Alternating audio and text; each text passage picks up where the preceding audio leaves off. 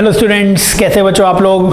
तो बच्चों अपन नीट के प्रीवियस ईयर के क्वेश्चन पेपर वो सॉल्व कर रहे थे।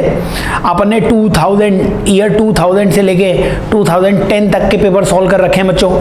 2018 2019 के भी पेपर सॉल्व कर रखे हैं। अब बीच के कुछ पेपर बाकी हैं, 2011 से लेके 2017 तक के पेपर अपने नीट के बाकी हैं। तो आज अपन नीट 2017 के पेपर का सॉल्यूशन वो और लेकर आए हैं बच्चों। तो साथ में आपको इंग्लिश हिंदी दोनों में पेपर दिखेगा। आप साथ में कॉपी और पेन लेके बैठिए और क्वेश्चन सॉल्व करिए ताकि पूरे फिजिक्स वो आपको अच्छी तरीके से रिवाइज हो जाए। ठीक है बच्चों, आइए समय बर्बाद ना करते हुए अपन क्वेश्चन सॉल्व करते हैं। तो फर्स्ट क्वेश्चन बच्चों पढ़िए। फर्स्ट क्वेश्चन में बोला हुआ है कि प्रीति बच्चों नाम है किसी का। मान लीजिए आपको बोला गया है कि प्रीति जो है, प्रीति रीच द मेट्रो स्टेशन। एक प्रीति है, कोई लड़की ही होगी शायद, वो मेट्रो स्टेशन पहुंचती है और it is found that elevator was not working, escalator was not working. Escalator वो चलने वाली सीढ़ियाँ होती हैं जिसके ऊपर आप हीरो की तरह खड़े हो जाओ और वो सीढ़ियाँ आपको ऊपर ले जाती हैं। तो एस्केलेटर वर्क नहीं कर रहा है, मतलब सीढ़ियाँ रुकी हुई हैं। तो ये ऐसे सीढ़ियाँ बना लिया अपन ने, सीढ़ियाँ रुकी हुई हैं तो प्रीति को कष्ट होगा, प्रीति को खुद को चलना पड़ेगा। मान लीजिए ये प्रीति है और ये प्रीति खुद चलती ऊपर, और ये वेलोसिटी ऑफ प्रीति की कुछ वेलोसिटी मान लो, ये ऊपर चलती और t1 टाइम में ऊपर पहुंच जाती। मैं इक्वेशन लगाता speed equals to distance upon time. ठीक है, फिर ऑन अदर डेज, अब वो किसी और दिन पहुंची तो शी रिमेन्स स्टेशनरी, वो स्टेशनरी रहती है, वो रुकी रहती है और एस्केलेटर उसे t2 टाइम में ऊपर ले जाता है। तो आम दिनों में क्या होता था, प्रीति राजा की तरह खड़ी रहती थी या रानी की तरह खड़ी रहती थी, प्रीति की कोई वेलोसिटी नहीं थी। और ये जो एस्केलेटर है, ये एस्केलेटर, वेलोसिटी ऑफ एस्केलेटर, केवल एस्केलेटर इसे ऊपर ले जाता। अब हम फॉर्मूला क्या लगाते हैं, speed equals to distance upon time. जब एस्केलेटर उसे ऊपर ले जाता है तब उसे टाइम t2 लगता है। अब the time taken by her to walk up on moving escalator, अब उसको कितना टाइम लगेगा जब वो खुद भी चलेगी और एस्केलेटर भी चलेगा। तो ये मानिए कि ज़्यादा ही जल्दी है प्रीति को ऊपर पहुंचने की, तो प्रीति भी दौड़ी ऊपर और एस्केलेटर भी उसे ऊपर ले जा रहा है। तो अब टोटल स्पीड कितनी हो जाएगी, vp plus ve, speed equals to distance upon time. बच्चों यहाँ से आंसर आ जाएगा, vp की वैल्यू d/t1 है, तो यहाँ पे अपन क्या लिख सकते थे, d/t1। vp की जगह क्या लिख दिया, d/t1। ve की जगह d/t2 लिख सकते थे, d/t2 लिख सकते थे ve की जगह, और ये d/t, ये d/t आ जाता। बच्चों सारे d कैंसिल हो जाते, और सारे d अगर कैंसिल हो जाते तो आंसर क्या बचता आपके पास, 1/t equals to 1/t1 plus 1/t2। इससे आंसर क्या आता, t1 t2 upon t1 plus t2, यानी फर्स्ट इस क्वेश्चन का आंसर आ जाता। इसका एलसीएम लेके रेसिप्रोकल करते हैं तो ये आंसर आ जाता। और ये क्वेश्चन डायरेक्टली हम याद करवाते हैं तो इसको सॉल्व करने की जरूरत नहीं थी। जब केवल एक कोई भी सिस्टम है और उसमें से कोई एक ही पार्ट चल रहा है, उसको टाइम t1 लग रहा है, दूसरा कोई चल रहा है तब टाइम t2 लग रहा है। जब दोनों ही चलेंगे तो टाइम लगता है t1 t2 upon t1 plus t2। इसका रिवर प्रॉब्लम भी बन सकती है कि रिवर में जब केवल रिवर फ्लो हो रहा है तो टाइम t1 लग रहा है, जब केवल आदमी तैर रहा है तब टाइम t2 लग रहा है। अब रिवर और आदमी दोनों चलने लगेंगे तो टाइम कितना लगेगा, t1 t2 upon t1 plus t2। तो स्टैंडर्ड क्वेश्चन है, याद ही रहता है, ये इस क्वेश्चन का आंसर आ जाएगा। चलिए नेक्स्ट क्वेश्चन की तरफ बढ़ते हैं बच्चों। अपन अगले सवाल की तरफ चलते हैं। अपन जो नेक्स्ट क्वेश्चन है, क्वेश्चन नंबर 137। बच्चों 137 क्वेश्चन ये दिख रहा है मैग्नेटिक फील्ड का क्वेश्चन। ठीक है, इसमें क्या बोला हुआ है कि arrangement of 3 parallel straight wires. बच्चों 3 पैरेलल स्ट्रेट वायर्स है, ये डॉट है, मतलब यहाँ से करंट बाहर आ रहा है, यहाँ से भी करंट बाहर आ रहा है, यहाँ से भी करंट बाहर आ रहा है। ठीक है, और परपेंडिकुलर है, इनका करंट कितना है, आई है। Magnitude of force per unit length. बच्चों फोर्स पर यूनिट लेंथ का फॉर्मूला होता था, फोर्स पर यूनिट लेंथ का फॉर्मूला होता है म्यू0 I1 I2 by 2 pi d। तो ये फॉर्मूला लगाओ, आंसर आएगा। अपने को निकालना किसमें है, बी पे फोर्स निकालना है। बच्चों एक और पॉइंट याद होना चाहिए, सेम डायरेक्शन में करंट होता है तो अट्रैक्टिव फोर्स लगता है। बताओ मेरे को, इस फिगर में सॉल्व कर लेते हैं। ये भी करंट बाहर आ रहा है, ये भी करंट बाहर आ रहा है, तो फोर्स बी और सी के बीच में कितना आएगा, force per unit length, force per unit length कितना आएगा, म्यू0 I1 I2 बाय 2 पाई डी। बच्चों करंट दोनों में सेम है। B ने C पर कितना फोर्स लगाया होगा या C ने B पर कितना फोर्स लगाया होगा, एक्शन रिएक्शन पेयर है, क्रिया प्रतिक्रिया युग्म में, तो B ने C पर या C ने B पर कितना फोर्स लगाया होगा, mu naught I1 I2 I square हो गया और 2 पाई D आ गया। बच्चों अट्रैक्टिव फोर्स लगेगा तो B पे फोर्स इधर आ रहा होगा ये, और यही फोर्स A और B के बीच में भी लग रहा होगा क्योंकि उनके बीच में भी डिस्टेंस D है ना, और उनमें भी सेम करंट I आ रहा है। बच्चों ये बताओ, ये F और F अगर है तो 90 डिग्री पर इसका रिजल्टेंट, इसका परिणामी F√2 आ जाएगा कि नहीं आ जाएगा। तो बच्चों बस यही लिखा हुआ है force, mu naught I square by 2 pi D into √2, यही इसका आंसर है। चाहो तो इसे कैंसिल करोगे तो mu naught I square by √2 pi D, mu naught I square by √2 pi D second इस क्वेश्चन का आंसर आ जाएगा। ठीक है, तो ये MEC magnetic effect of current का क्वेश्चन है, आसानी से इसको सॉल्व कर सकते हो आप। चलिए इसको भी हम हटाते हैं और नेक्स्ट क्वेश्चन की तरफ चलते हैं बच्चों। तो याद कर लेना, वीडियो को पॉज करके देखते रहना कि क्या क्या पॉइंट्स हैं, कैसे क्वेश्चन को सॉल्व किया हुआ है। नेक्स्ट क्वेश्चन देखते हैं बच्चों, किस टॉपिक का है। अगला सवाल, पार्टिकल एग्जीक्यूट लीनियर SHM। बच्चों ये क्वेश्चन ही SHM का है विद एम्पलीट्यूड दिया हुआ है बच्चों 3 सेंटीमीटर। ठीक है, particle is at 2 centimetre, x की वैल्यू जब 2 सेंटीमीटर है फ्रॉम मीन पोजीशन से ही एक्स मेजर करते हैं। Magnitude of velocity is equal to acceleration, तो वेलोसिटी और एक्सेलरेशन को सेम करना है। टाइम पीरियड पूछा है बच्चों, वेलोसिटी का फॉर्मूला होता था ओमेगा रूट ए स्क्वायर माइनस एक्स स्क्वायर, और एक्सेलरेशन होता था ओमेगा स्क्वायर एक्स के बराबर। केवल मैग्नीट्यूड, केवल परिमाण बराबर करना है, तो एक ओमेगा से ये ओमेगा कैंसिल हो जाएगा। रूट के अंदर ए स्क्वायर, ए है 3 का स्क्वायर माइनस 2 का स्क्वायर इक्वल्स टू ओमेगा, और एक्स की वैल्यू है 2। ठीक है बच्चों, ये कितना आ गया 9 माइनस 4 √5 आ गया। ओमेगा की वैल्यू √5/2 आ गई। ओमेगा अगर √5/2 है तो टाइम पीरियड होता है 2 पाई बाई ओमेगा।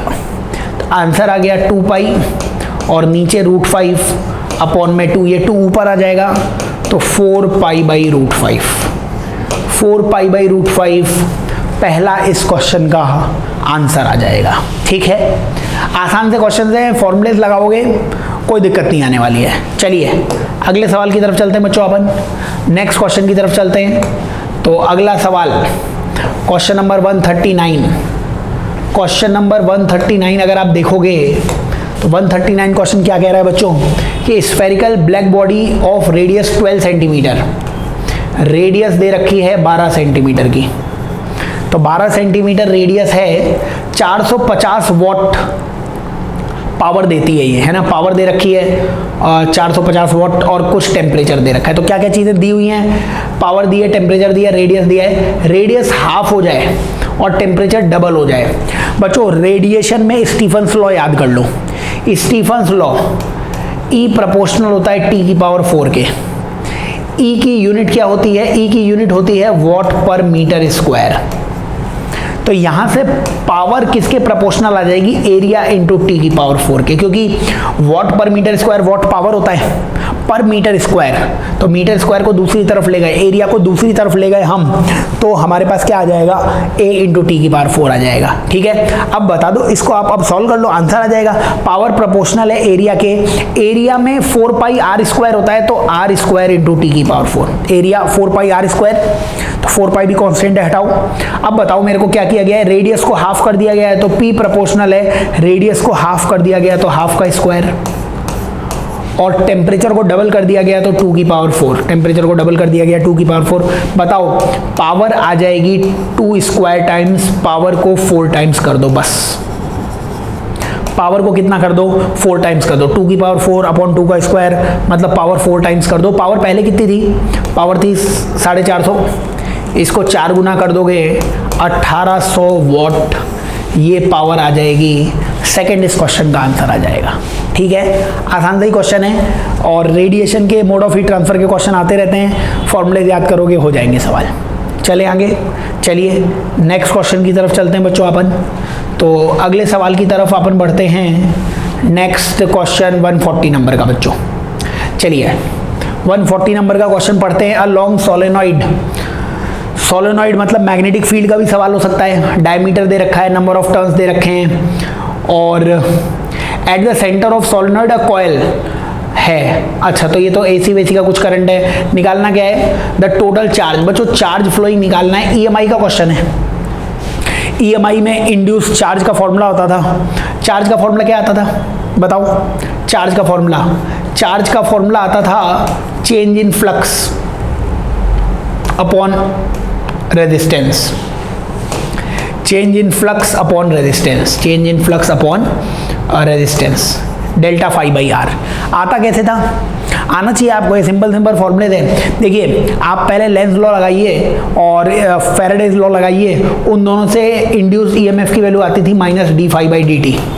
ठीक है, minus d phi by d t आती थी वैल्यू, और ये ईएमएफ को आई इंटू आर लिख सकते थे, इसको minus d phi by d t लिख सकते थे, और यहाँ से I को d q by d t लिख देते हैं, d q upon d t into r equals to minus d phi by d T.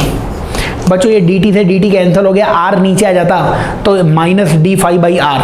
Minus मैंने लगाया नहीं है क्योंकि अपने को डायरेक्शन वायरेक्शन चाहिए नहीं, तो डेल्टा क्यू की value delta phi by R आ जाएगी। ठीक है, इसको मैं हटा देता हूँ, ये तो डेरिवेशन आपको बताया है मैंने, तो याद कर लेना है। अपन कोई भी क्वेश्चन करें तो उसमें फॉर्मूलेज अपने को पता होने चाहिए। अगर फॉर्मूलेज पता होंगे तो क्वेश्चंस आसानी से हो जाएंगे। चलिए, इसको हटाने के बाद अब वापस से सवाल पे आ जाते हैं बच्चों। अपन सवाल में अपने से पूछा क्या था? सवाल में अपने से यही पूछा हुआ है कि लॉन्ग सोलेनॉइड है, इसका डायमीटर दिया हुआ है, उसके नंबर ऑफ टर्न्स दिए हुए हैं, सेंटर पे एक कॉइल रखा हुआ है, और अपने को पूछा हुआ है चार्ज कितना इंड्यूस होता है। तो चार्ज का फॉर्मूला आया है φ2 माइनस φ1 अपॉन आर। अब तुम बताते चलो, आराम से क्वेश्चन पढ़ लो। क्वेश्चन ने क्या बोला हुआ है कि लॉन्ग सोलेनॉइड का डायमीटर दे दिया, ये नंबर ऑफ टर्न्स दे दिए, बाद में देखेंगे इसका क्या होता है। इसके सेंटर पे पड़ा हुआ है बच्चों क्या? एक सोलेनॉइड जिसके नंबर ऑफ टर्न्स 100 हैं, जिसकी रेडियस 0.01 मीटर है, और the current in the solenoid reduces at rate 0 ampere से 4 एम्पियर। बच्चों अब सोलेनॉइड में करंट क्या होता है? चेंज होने लगता है, 0 से 4 तक चला जाता है 0.5 सेकेंड में। रेजिस्टेंस आपको 10 पाई स्क्वायर दिया हुआ है, तो नीचे रेजिस्टेंस तो 10 पाई स्क्वायर रहने दो, तो 10 पाई स्क्वायर आ जाएगा। φ2 माइनस φ1 बच्चों एक समय फाइनल या इनिशियल कभी भी मानो 0 एम्पियर, जब करंट ही 0 होगा तो फ्लक्स ही 0 होगा, तो इनिशियली फ्लक्स तो 0 मान लो। बाद में सोलेनॉइड में 4 एम्पियर का क्या आया है? करंट आया है। तो अपने को टोटल चार्ज निकालना है कॉइल में। देखो बच्चों, इस फिगर को समझना पड़ेगा। सोलेनॉइड ऐसा होता है, ये होता है ना, ये सोलेनॉइड होता है, ये तार को लपेट देते हो, ये सोलेनॉइड है। इस सोलेनॉइड के बीच में कोई कॉइल पड़ा हुआ है, इसके बीच में कोई ऐसे कॉइल रख दिया है। कॉइल मतलब ऐसे कोई वाला टाइप्स रख दिया है। अब ये बताओ फ्लक्स लिखोगे क्या आप? फ्लक्स की वैल्यू NBA होती है, NBA। N number of turns किसके लिखोगे? फ्लक्स किस में आएगा? इसी कॉइल में आएगा, क्योंकि चार्ज तुम्हें इसी कॉइल का चाहिए। तो फ्लक्स इस कॉइल का लिखना है, तो नंबर ऑफ टर्न्स भी कॉइल के आएंगे, एरिया भी कॉइल का आएगा। लेकिन करंट बच्चों, करंट फ्लो हो रहा है सोलेनॉइड में, तो मैग्नेटिक फील्ड सोलेनॉइड का लिखना पड़ेगा तुम्हें। समझ रहे हो? म्यूचुअल इंडक्शन, वो अगर याद होगा तो आंसर आ जाएगा। आओ वैल्यूज रखते हैं, आंसर आ जाएगा। नंबर ऑफ टर्न्स कॉइल के, कॉइल्स के नंबर ऑफ टर्न्स आपको 100 दिए हुए हैं, तो 100 लिख लेना। अब मैग्नेटिक फील्ड सोलेनॉइड का मैग्नेटिक फील्ड कितना होता था? मैग्नेटिक फील्ड सोलेनॉइड का होता था म्यू नॉट NI, ये होता था। म्यू नॉट की वैल्यू कितनी हो जाएगी? 4 पाई इंटू 10 की पावर -7। और N क्या होता था? Number of turns per unit length. तो नंबर ऑफ टर्न्स आपको दे रखे हैं 2 इंटू 10 की पावर 4 पर मीटर, तो L तो 1 ही आ जाएगा, और नंबर ऑफ टर्न्स 2 इंटू 10 की पावर 4 दे रखे हैं, यानी कि स्मॉल n की वैल्यू भी 2 इंटू 10 की पावर 4 है, 2 इंटू 10 की पावर 4। म्यू नॉट NI की वैल्यू 4 एम्पियर आ गई, तो ये 4 लिख दिया। ये मैंने coil, number of turns in coil में घेरों की संख्या वो लिख दी। B की वैल्यू म्यू नॉट NI थी, म्यू नॉट NI लिख दी। एरिया लिखना पड़ेगा, कॉयल का एरिया। बच्चों कॉयल का रेडियस दे रखा है 0.01, तो इसका एरिया कितना होगा, पाई इंटू आर का स्क्वायर, इसको 10 की पावर -2 लिख सकते हो, 10 की पावर -2 का स्क्वायर, और नीचे आपको रेजिस्टेंस दिया हुआ है 10 पाई स्क्वायर। बच्चों नीट में कोई मुश्किल सवाल आते नहीं है, हाँ कैलकुलेशंस करनी पड़ सकती हैं आपको, उनको सॉल्व कर लोगे आंसर आ जाएगा। बोलो, एक ये पाई से पाई और ये पाई स्क्वायर, ये तो कैंसिल हो गया।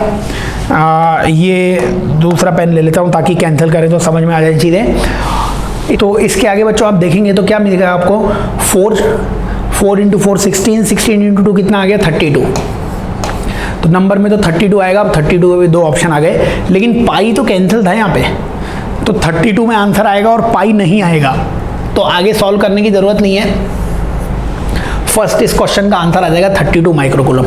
10 की पावर देखोगे तो वो -6 भी आ जाएगी, समझ रहे हो क्या। पाई से पाई तो कैंसिल ही हो गया था, ऊपर नीचे पाई तो आने का सवाल ही नहीं उठता है। फर्स्ट इस क्वेश्चन का आंसर आ जाएगा।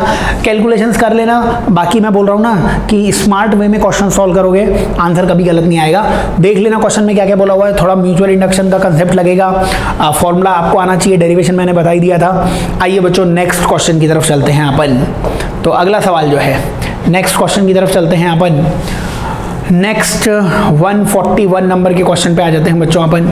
141 नंबर का क्वेश्चन कैपेसिटर का दिख रहा है बच्चों। दो आपके पास, अच्छा कैपेसिटर नहीं कंडक्शन है, कंडक्शन और कैपेसिटर दोनों के सेम ही फॉर्मूले आ जाते हैं। दो रॉड्स हैं ए और बी, डिफरेंट मटेरियल की हैं, K1 K2 है, थर्मल कंडक्टिविटी एक साथ बच्चों इनकी टोटल थर्मल कंडक्टिविटी वो आपको बतानी है, ठीक है बच्चों। यहाँ पे क्या है, एरिया का डिवीजन है, ऐसे करंट फ्लो करेगा।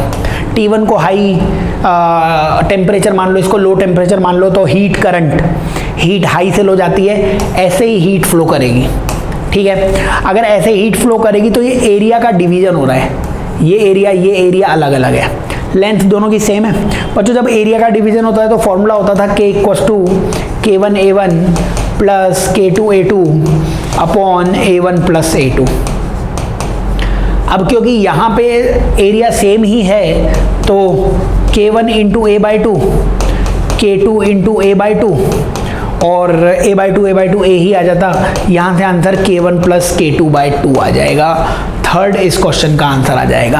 हमने मान लिया ये भी एरिया A/2 है, ये भी एरिया A/2 है और टोटल एरिया A हो जाएगा।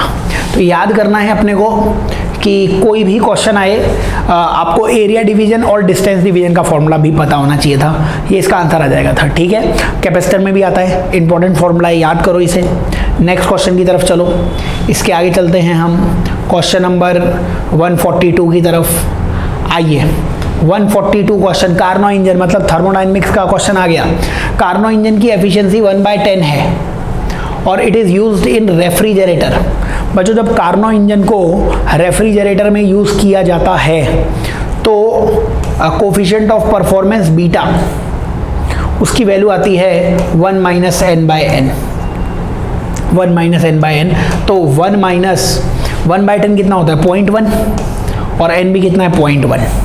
तो बीटा की वैल्यू कितनी आ जाएगी 1 - 0.1 कितना हुआ 0.9 अपॉन 0.1, बीटा की वैल्यू हो गई 9, ठीक है। तो याद करना है अपने को कि जब कार्नो इंजन को आप इस्तेमाल करोगे कहाँ पे, रेफ्रिजरेटर में, तो कार्नो इंजन और रेफ्रिजरेटर का कोफिशिएंट ऑफ परफॉर्मेंस है ना, उनके बीच में ये रिलेशन होता है, ये याद कर लो। अब और क्या होता है, रेफ्रिजरेटर उल्टा वर्क करता है ना, ठीक उल्टा है। रेफ्रिजरेटर में हीट लो से हाई पे जाती है। तो कार्नो इंजन का जो फॉर्मूला था, कार्नो इंजन की एफिशिएंसी का फॉर्मूला क्या होता है, work done upon heat absorb. Beta उसका उल्टा होता है, बीटा हो जाएगा heat absorb upon work done. तो बीटा की वैल्यू दे रखी है 9, हीट एब्जॉर्ब कितनी की है, work done by the system is 10 joule. अच्छा वर्क 10 है तो हीट एब्जॉर्ब कितनी की है नहीं मालूम, वर्क डन 10 का है। तो the amount of heat absorb, energy absorb भी पूछी है, कितनी एब्जॉर्ब हो जाएगी 90 जूल एनर्जी एब्जॉर्ब हो जाएगी। तो 90 जूल यानी फोर्थ इस क्वेश्चन का आंसर आ जाएगा, ठीक है। इसमें बच्चों पूछा हुआ नहीं है बट एक और पॉइंट सुन लीजिए। रेफ्रिजरेटर में क्या होगा, फ्रिज के अंदर से लो टेम्परेचर से इसने हीट एब्जॉर्ब की होगी 90 जूल। एब्जॉर्ब करने के लिए वर्क कितना किया होगा 10 जूल, और हीट रिलीज अगर इसमें पूछ लेता, निष्कासित ऊष्मा पूछ लेता, तो वो 100 जूल आ जाती। पूछा हुआ नहीं है बट आगे कभी पूछ ले, इसलिए मैं बता देता हूँ कि ये 100 जूल आंसर आ जाता। अभी इस क्वेश्चन का आंसर 90 जूल है कि इतनी हीट इसने एब्जॉर्ब की होगी। चले आगे, आसान से क्वेश्चन हैं, आने चाहिए अपने को। नेक्स्ट क्वेश्चन की तरफ बढ़ते हैं अपन। नेक्स्ट क्वेश्चन जो है, इसमें बच्चों स्प्रिंग, वर्क पावर एनर्जी में स्प्रिंग आता है, एसएचएम में स्प्रिंग आता है। देखते हैं कहाँ क्या आंसर आएगा। तो स्प्रिंग फोर्स कांस्टेंट के इज कट इनटू लेंथ। बच्चों स्प्रिंग कांस्टेंट के और लेंथ वो इनवर्स रेशियो में होता है। ये रेशियो अपने को आना चाहिए। के और लेंथ इनवर्स रेशियो में होता है। जितनी लेंथ छोटी हो जाएगी उतना के की वैल्यू क्या हो जाएगी, ज़्यादा हो जाएगी। ठीक है, अब इनका रेशियो कितना आ गया, इनका कट इनटू लेंथ। अब लेंथ का रेशियो दिया हुआ है तुम्हें, लेंथ का रेशियो दिया है 1, 2 और 3, ये लेंथ का रेशियो दिया है। They are connected in series and the new force constant is K dash. They are connected in parallel, then force constant is K double dash. अब बच्चों आप ये बताओ, पहले लेंथ, ये टोटल लेंथ कितनी दिख रही है? ये टोटल लेंथ 1 और 2 3 और 3 6 हो गया ना, तो इसको कितना मिलेगा 1/6, इसको मिलेगा 2/6 और इसको मिलेगा 3/6। बच्चों ये लेंथ का रेशियो आया। आपको बोला ना लेंथ को उल्टा कर दोगे तो के आ जाएगा। तो तीनों स्प्रिंग, तीन स्प्रिंग यहाँ पे हो जाएंगी ना, आपके पास 3 भागों में बांटा है, तो तीनों स्प्रिंग का कांस्टेंट कितना हो जाएगा, इसको उल्टा कर दो, मतलब 6K, और ये कितना था 1/3 को उल्टा करोगे तो 3K, और इसको उल्टा करोगे तो 2K। अब जो 3 स्प्रिंग आपने काटी है ना, उनके स्प्रिंग कांस्टेंट ये लेने हैं आपको। बहुत आसान है, लेंथ का रेशियो निकाल लो, उसको अपोजिट कर दो, वही के आ जाएगा। अब इनको सीरीज में जोड़ा है बच्चों, अगर इनको सीरीज में जोड़ोगे तो 1/k डैश, सीरीज में k की वैल्यू कितनी आती थी 1/k1 + 1/k2 + 1/k3, तो सीरीज में जोड़ने पे 1/k1 + 1/k2 + 1/k3। बताइए 6K अगर मैं एलसीएम ले लूं तो 1 + 2 + 3, ये 1/k डैश आया है, यानी k डैश की वैल्यू कितनी आई है 6K/6, यानी k ही आ गई है ना। सीरीज आपने 3 स्प्रिंग को काटा और तीनों को सीरीज में ही जोड़ दिया, तो वो कटी हुई दिखेंगी नहीं आपको, समझ रहे हो क्या? 3 स्प्रिंग काटा, एक स्प्रिंग को, और फिर वापस से जोड़ दिया, तो वो तो वही स्प्रिंग रह गई। वही स्प्रिंग रह गई तो के डैश की वैल्यू के आनी चाहिए थी कि नहीं आनी चाहिए थी? फॉर्मूला लगाओगे तब भी आ जाएगी, नहीं लगाओगे तब भी आ जाएगी।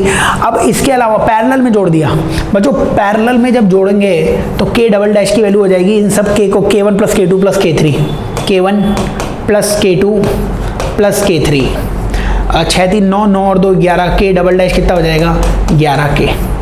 तो आपको क्या चाहिए के डैश अपॉन के डबल डैश, यानी k अपॉन 11K, यानी 1/11 फर्स्ट इस क्वेश्चन का आंसर आ जाएगा।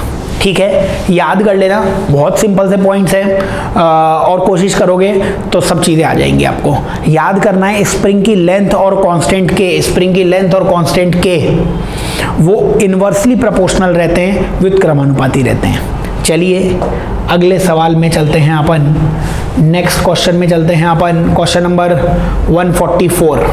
बच्चों 144 मॉडर्न फिजिक्स में मैटर वेव्स का क्वेश्चन है, de Broglie wavelength of neutron. बच्चों ये तो हम फॉर्मूला डायरेक्टली बताते भी थे आपको, मैं डेरिवेशन भी बता देता हूँ। वैसे तो फॉर्मूला डायरेक्टली याद होना चाहिए, lambda = h/√3m/kT।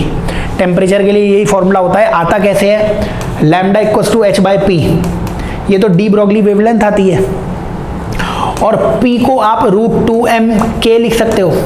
Kinetic energy 12 mv² होती है, तो इसे √2m/k लिख सकते हो।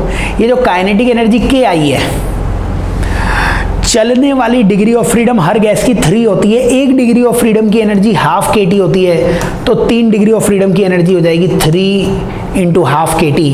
यहाँ पे लिख दो, लैम्डा की वैल्यू आ गई h/√2m, और ये k काइनेटिक एनर्जी थी, गतिज ऊर्जा थी, इसकी जगह लिख देना 3/2 kT।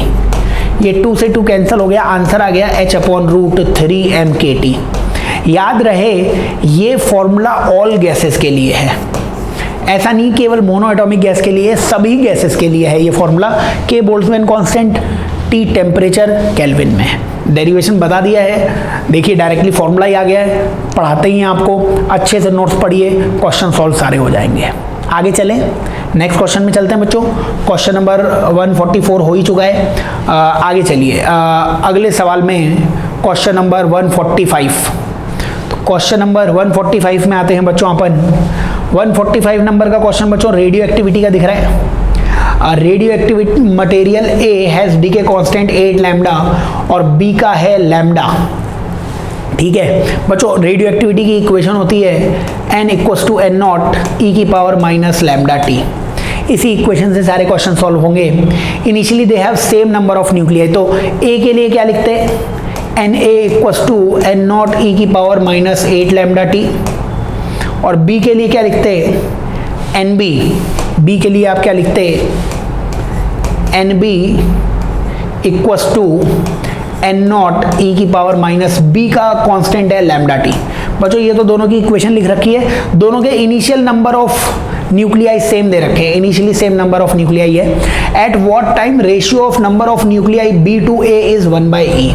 बी टू ए का रेशियो 1/e कब होगा, इनका रेशियो लेते तो ये N A by N B आता और ये एन नॉट से एन नॉट कैंसिल हो जाता, ये ऊपर जाता तो ई की पावर माइनस 7 लैम्डा टी हो जाता, ये ऊपर जाके प्लस हो जाता।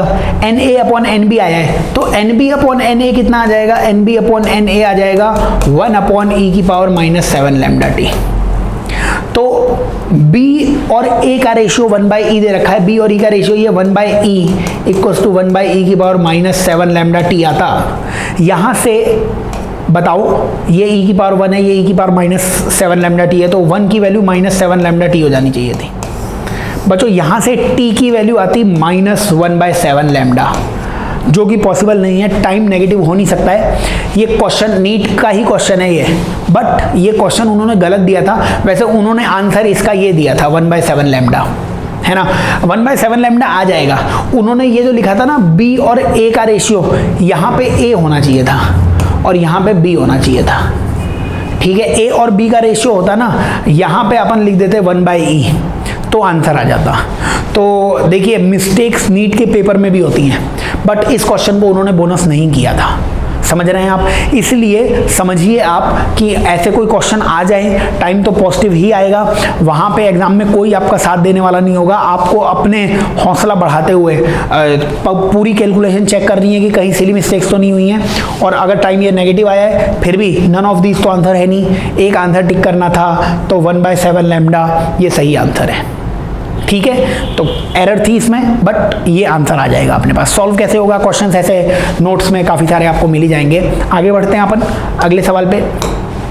तो नेक्स्ट क्वेश्चन की तरफ चलते हैं अपन। अगला सवाल बच्चों 146 नंबर का क्वेश्चन है बच्चों। 146 नंबर के क्वेश्चन में यंग डबल स्लिट एक्सपेरिमेंट है। इसमें firstly performed in air then in other medium. It is found that 8th bright fringe in medium, ठीक है ना, 8th bright fringe in medium. Medium में 8वीं चमकीली जो पट्टी आती है वो एयर में 5वीं डार्क पट्टी के बराबर आ जाती है। तो रिफ्रैक्टिव इंडेक्स मीडियम का कितना होगा। ठीक है बच्चों, याद रखना कि मीडियम में अगर एयर में लैम्डा, एयर में अगर लैम्डा है तो मीडियम में वो लैम्डा हो जाएगा लैम्डा एयर बाय म्यू। ठीक है, ये सबको पता ही रहता है, इसका यूज करोगे तो आप आंसर निकाल सकते हो। इसमें वैल्यूज रख दो बच्चों। ब्राइट फ्रिंज कितनी डिस्टेंस पे होता है, सेंट्रल से सेंट्रल मैक्सिमा जो केंद्रीय उच्चष्ट आता है उससे ब्राइट कितनी डिस्टेंस पे होता है। ब्राइट की डिस्टेंस आती थी n lambda d by D, ठीक है, एयर में। और अगर डार्क फ्रिंज होता है तो कितनी आती थी 2n-1 lambda d by 2d dark fringe के लिए। तो आप यहाँ से लिख दो भाई, ब्राइट फ्रिंज के लिए क्या लिखोगे, ब्राइट फ्रिंज के लिए लिखोगे 8 लैम्डा d बाई डी। लेकिन बच्चों मीडियम में है ये, तो लैम्डा एयर को म्यू से डिवाइड करना पड़ेगा, वो बताया था अभी आपको। और यहाँ पे 5th डार्क फ्रिंज, तो यहाँ पे अगर n की वैल्यू आप 5 लिखोगे तो 2 5 जा कितना हो गया 10, 10-1 9 हो गया, 9 lambda d by 9 lambda d by 2d। ठीक है, ये lambda d by D cancel है, ये lambda D by D cancel है, म्यू की वैल्यू आ जाएगी 16/9, ये 2 इधर चला जाएगा, 16/9 मतलब 1.78 के करीब ये आंसर आ जाएगा। तो याद करना है, बहुत सिंपल सा क्वेश्चन है, आते रहते हैं यंग डबल स्लिट एक्सपेरिमेंट के क्वेश्चन, सॉल्व कर लेना, ये इसका आंसर आ जाएगा। चलिए आगे चलते हैं बच्चों, अगले क्वेश्चन की ओर चलते हैं अपन। तो नेक्स्ट क्वेश्चन 147 नंबर का क्वेश्चन बच्चों, 147 पोटेंशियोमीटर करंट इलेक्ट्रिसिटी बेहद इंपॉर्टेंट टॉपिक है नीट से, उसी का क्वेश्चन है। Potentiometer is an accurate and versatile device to make electrical measurement of EMF because of method. बच्चों पोटेंशियोमीटर का क्यों यूज करते हैं? जब हम पढ़ाते हैं ना पोटेंशियोमीटर, तो सबसे पहले ये लाइन लिखाते हैं कि पोटेंशियोमीटर भी पोटेंशियल या विभव का मापन कर रहा है, वोल्ट मीटर भी पोटेंशियल या विभव का मापन करता है, लेकिन वोल्ट मीटर क्या करता है, मुख्य धारा जो मेन करंट है उसका थोड़ा सा करंट खुद भी ले लेता है, लेकिन जो पोटेंशियोमीटर होता है ना, ये मेन करंट को अफेक्ट नहीं करता है। मेन करंट सर्किट में आई जा रहा है तो पोटेंशियोमीटर लगाने के बाद भी आई ही करंट जाता है। पोटेंशियोमीटर की यही खास बात है बस। तो इट मेथड क्या होता है इसमें, a condition of no current flow through the galvanometer. बच्चों 0 पॉइंट डिफ्लेक्शन पे ये काम करता है। पोटेंशियोमीटर इस तरीके से होता है, आपको अगर समझ में आए, ये एक वायर होता था, इसके ऊपर ये प्राइमरी सर्किट होता था, है ना, ये रियोस्टेट होता था, ये पोटेंशियोमीटर का सर्किट होता था। यहाँ पे हम लगा देते थे कोई भी सेकेंडरी सर्किट में इंस्ट्रूमेंट, और यहाँ पे गैल्वेनोमीटर आता था। अब क्या होता है कि यहाँ पे जो भी सेकेंडरी सर्किट लगाया हुआ है, इसका कोई भी पोटेंशियल डिफरेंस का मेजरमेंट हो जाएगा, यहाँ से कोई करंट ऊपर नहीं जाएगा, क्योंकि यहाँ पे हम मेक श्योर करते थे कि गैल्वेनोमीटर का जो विक्षेपण है, जो गैल्वेनोमीटर की रीडिंग है वो 0 होती है। नल पॉइंट डिफ्लेक्शन पर ही काम करता है ये, इसीलिए फर्स्ट इस क्वेश्चन का आंसर हो जाएगा। पोटेंशियोमीटर में इस प्राइमरी सर्किट का कोई करंट नीचे नहीं आएगा, सेकेंडरी सर्किट का कोई करंट ऊपर नहीं जाएगा, ये दो अलग अलग सर्किट होते हैं, नल पॉइंट डिफ्लेक्शन पे ये काम करता है, और इसीलिए ये बिल्कुल एक्यूरेट आइडियल रिजल्ट देता है, इसीलिए वोल्ट मीटर के ऊपर इसको प्राथमिकता दी जाती है। तो ये हम पहले जब पोटेंशियोमीटर पढ़ाते हैं तो सबसे पहले लाइन यही लिखवाते हैं कि पोटेंशियोमीटर क्यों बनाया, क्योंकि ये मेन करंट में से कुछ भी करंट खुद नहीं लेता है, इसलिए वोल्ट मीटर से ज़्यादा अच्छा ये पोटेंशियल डिफरेंस मेजर करेगा। क्यों नहीं लेता है? क्योंकि 0 डिफ्लेक्शन पे वर्क करता है, नल पॉइंट डिफ्लेक्शन पे वर्क करता है। थ्योरेटिकल क्वेश्चन है बट हम पढ़ाते हैं ये सब। आइए आगे बढ़ते हैं नेक्स्ट क्वेश्चन के तरफ, क्वेश्चन नंबर 148 पे। 148 नंबर का क्वेश्चन बच्चों क्या दिख रहा है, diagram shows the equipotential surfaces. बच्चों इक्विपोटेंशियल सरफेसेस मतलब इन सब सतहों के पोटेंशियल सेम है, ये सम विभव पृष्ठ हैं, पॉजिटिव चार्ज को ए से बी पर ले जा रहे हैं। बच्चों ये बताइए, इलेक्ट्रिक फील्ड कंजर्वेटिव फील्ड होता है, इलेक्ट्रिक फील्ड ना संरक्षी क्षेत्र होता है, कंजर्वेटिव फील्ड होता है, और कंजर्वेटिव फील्ड का वर्क डन केवल इनिशियल एंड फाइनल पॉइंट पर ही डिपेंड करता है। इनिशियल और फाइनल पॉइंट पे डिपेंड करता है। ए और बी का पोटेंशियल, ए का यहाँ पे विभव 10 है, यहाँ पे 40 है, दूसरे सवाल में भी 10 और 40, तीसरे में भी 10 और 40, चौथे में भी ए का पोटेंशियल 10 और बी का 40। ए और बी पर ही डिपेंड करेगा केवल वर्क, और वर्क क्यू डेल्टा वी भी होगा अगर आपको वर्क लिखना हो तो, लेकिन इनिशियल फाइनल पॉइंट बिल्कुल सेम है। ए पॉइंट का पोटेंशियल हर फिगर में 10 है, बी पॉइंट का पोटेंशियल हर फिगर में 40 है, इसलिए वर्क डन सभी केसेस में सेम होगा। फोर्थ इस क्वेश्चन का आंसर आ जाएगा। ठीक है, कंसेप्ट क्लियर होंगे तो आराम से कर सकते हो क्वेश्चन। चलिए आगे चलते हैं नेक्स्ट क्वेश्चन की तरफ। नेक्स्ट क्वेश्चन की तरफ आए हम, क्वेश्चन नंबर 149। चलिए ये 149 नंबर का क्वेश्चन आया, डॉपलर इफेक्ट का क्वेश्चन दिख रहा है। 2 cars moving in opposite direction. चलिए ये एक कार है, ये एक और कार है, इसको C1 C2 बोल दो, अपोजिट डायरेक्शन में मूव कर रही हैं with speed 22 metre per second, approach each other, है ना, एक दूसरे की तरफ आ रही है 22 मीटर पर सेकेंड, और ये आगे आ रही है किससे, 16.5 मीटर पर सेकेंड से। The driver of first car blows a horn. तो फर्स्ट कार का इसने हॉर्न मारा है और इसकी फ्रीक्वेंसी कितनी है, 400 हर्ट्ज है। The frequency of the driver second. बच्चों इसको कितनी फ्रीक्वेंसी हर्ट होगी ये बतानी है।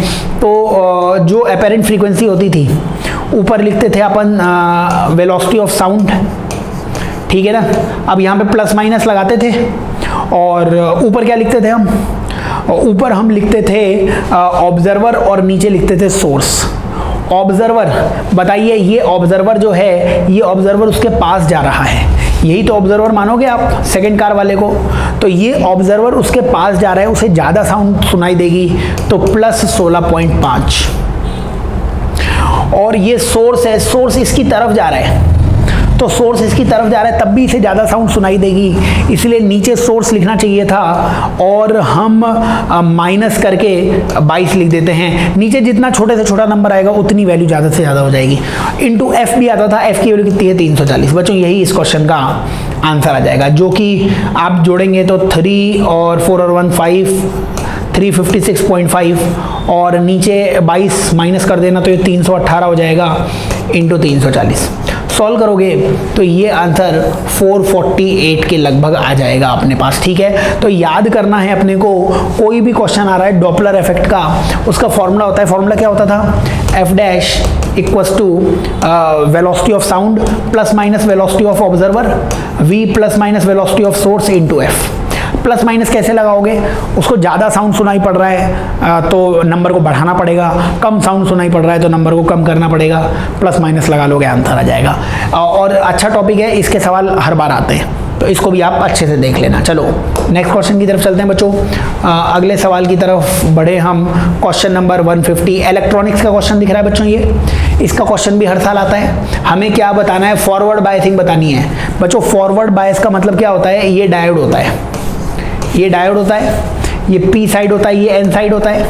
अगर पी हाई पोटेंशियल पे होगा, पी उच्च विभव पे होगा और एन लो पोटेंशियल पे होगा, निम्न विभव पे होगा, तभी उसको फॉरवर्ड बायसिंग कहते हैं। बताइए मेरे को, ये एन है और ये पी है, ये n को +2 कर रखा है तो n हाई पोटेंशियल पे है और p लो पोटेंशियल पे है, ये रिवर्स बायसिंग है, ये आंसर नहीं है हमारा बच्चों। ये p है, ये n है, यहाँ पे n को 5 पे कर रखा है, वापस से n हाई पोटेंशियल पे है और p वापस से लो पोटेंशियल पे है, ये भी रिवर्स बायसिंग है, दूसरा भी आंसर नहीं हुआ। तीसरे में बच्चों ये 0 है, ये -2 है, और 0 -2 समझ में नहीं आया ना, आप सब में +2 ऐड कर दो, +2 ऐड करते तो यहाँ +2 आ जाता, यहाँ 0 आ जाता। बताओ ये p साइड है, ये n साइड है, किसका पोटेंशियल ज़्यादा है, यही हाई है, यही लो है, यही फॉरवर्ड बायसिंग है, p हाई पे और ये लो पे। तो थर्ड इस क्वेश्चन का आंसर आ जाएगा, थर्ड ही आंसर है। आपको ये चेक करना है इसमें कौन सा हाई है कौन सा लो है, ये लो पोटेंशियल है, नहीं समझ में आए तो 4 सब में जोड़ देते तो ये 0 हो जाता, ये 1 वोल्ट हो जाता। कौन सा हाई है, यही हाई है, n वाला हाई पे है तो ये भी रिवर्स बायसिंग है। अपने को तो फॉरवर्ड बायसिंग पूछा हुआ था, थर्ड इस क्वेश्चन का आंसर आ जाएगा। p साइड हाई पे होनी चाहिए, n साइड लो पे होनी चाहिए, वही फॉरवर्ड बायसिंग है, थर्ड इस क्वेश्चन का आंसर आ जाएगा। बहुत आसान क्वेश्चन आते हैं इलेक्ट्रॉनिक्स में, सॉल्व कर लेना। चलो नेक्स्ट क्वेश्चन की तरफ चलते हैं अपन। अगला सवाल अपन करते हैं क्वेश्चन नंबर 151। चलिए बच्चों क्वेश्चन नंबर 151 में अगर हम आए, 151 क्वेश्चन में दे रखा है रिफ्रैक्टिव एंगल सेकंड प्रिज्म का चाहिए आपको, और combination producer dispersion without deviation. समझ रहे हो क्या? तो इस संयोजन से विचलन रहित परिक्षेपण प्राप्त होता है ना। तो बच्चों जब डिस्पर्जन विदाउट डेविएशन होता है तो एक फॉर्मूला था a/a' equals to minus mu dash -1 upon mu -1। बस ये फॉर्मूला लगाओ डेविएशन विदाउट डिस्पर्जन के लिए। बताओ a, पहले वाले का रिफ्रैक्टिंग एंगल कितना दे रखा है, पहले वाले का एंगल 10 डिग्री दिया हुआ है तो 10 डिग्री, और इधर माइनस है। पहले वाले का म्यू कितना है, पहले वाले का म्यू है 1.42 तो 1.42 -1, 1.42 -1, और नीचे वाले का a डैश वो तुम्हें चाहिए, उसका म्यू -1 कितना होगा 1.7 -1।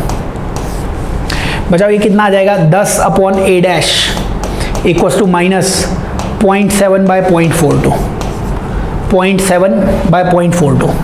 ये 0.42 उधर आ गया, तो 0.42 अगर उधर गया तो कितना हो जाएगा 4.2 अपॉन 0.7, ये आ जाएगा a डैश के बराबर, या a डैश की वैल्यू आ जाएगी 42/7, यानी a डैश की वैल्यू आ जाएगी 6 डिग्री।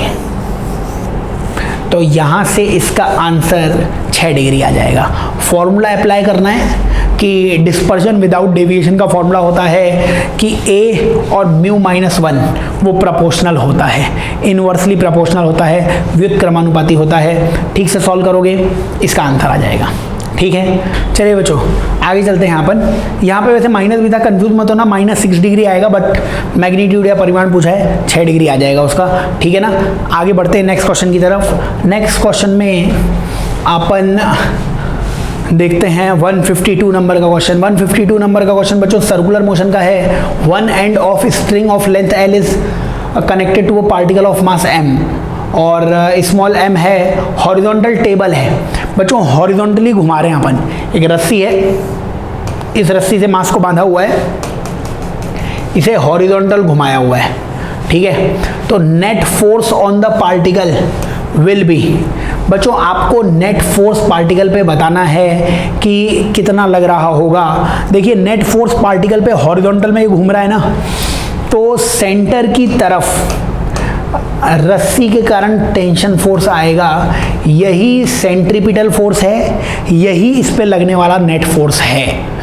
ठीक है, इसीलिए इस क्वेश्चन का आंसर क्या आ जाएगा, थर्ड इस क्वेश्चन का आंसर आ जाएगा। T माइनस mv²/L मत करना, T अंदर की तरफ लग रहा है, बाहर की तरफ mv²/L लगेगा और इस mv²/L की वैल्यू इस टेंशन से क्या होनी चाहिए, कम होनी चाहिए, है ना। अगर mv²/L की वैल्यू टेंशन से ज़्यादा हो जाएगी तो रस्सी टूट जाएगी। टेंशन क्या है, रस्सी मजबूत है कि कमज़ोर है, टेंशन उस बात पे डिपेंड करता है। लेकिन mv²/L तुम्हारे पे डिपेंड करता है, तुम बहुत तेज़ी से घुमाओगे तो हो सकता है रस्सी टूट भी जाए। नेट फोर्स टेंशन से बड़ा नहीं हो सकता है, नेट फोर्स केवल टेंशन के बराबर ही हो सकता है। टेंशन से बड़ा फोर्स हो गया तो टूट जाएगी रस्सी। टेंशन नेगेटिव भी नहीं हो सकती, टेंशन से कम भी नहीं हो सकता, रस्सी को टाइट भी रहना पड़ेगा, तो टेंशन होगी और जितनी रह सकती है वही नेट फोर्स है इस पे, समझ रहे हो। माइनस प्लस प्लस करने की जरूरत नहीं है, इक्वेशंस नहीं बनानी है। नेट फोर्स कितना लग रहा है, नेट फोर्स केवल सेंटर की तरफ सेंट्रीपिटल फोर्स लग रहा है इसमें, और कोई फोर्स नहीं है। थर्ड इस क्वेश्चन का आंसर है। बहुत सारे बच्चे इसे गलत करके आए थे, पता नहीं क्या थॉट सोच रहे थे, बट मैं बोल रहा हूँ ना, रस्सी में केवल एक ही फोर्स लग रहा है, टेंशन अंदर की तरफ, बाकी सब अब इक्वेशंस लगाते हैं अपन कि हाँ टेंशन किससे बड़ा होना चाहिए, किससे छोटा होना चाहिए, रस्सी नहीं टूटनी चाहिए, तो वो सारी कंडीशंस है। बट फोर्स के नाम पे केवल एक सेंट्रीपिटल फोर्स लग रहा है, टेंशन फोर्स, जिसके कारण ये सर्कुलर मोशन हो रहा है। ठीक है, चलिए इसके आगे चलते हैं अपन नेक्स्ट क्वेश्चन की तरफ। तो अगला क्वेश्चन 153। बताइए बच्चों 153 नंबर के क्वेश्चन में आपको दिया हुआ है x equals to 5t minus 2t² और y equals to 10t। 2 second पे एक्सेलरेशन पूछा है। एक्सेलरेशन बच्चों इसका एक बार डिफरेंशिएशन करोगे तो वेलोसिटी आ जाएगी, अवकलन करने पे 5 माइनस 4t, है ना, ये x डायरेक्शन की वेलोसिटी आ गई है। इसका अवकलन करोगे तो y डायरेक्शन की वेलोसिटी 10 आ जाएगी। एक और बार डिफरेंशिएशन करो तो x डायरेक्शन का एक्सेलरेशन आ जाएगा -4 और इसका डिफरेंशिएशन, इसका अवकलन करोगे तो ये 0 आ जाएगा।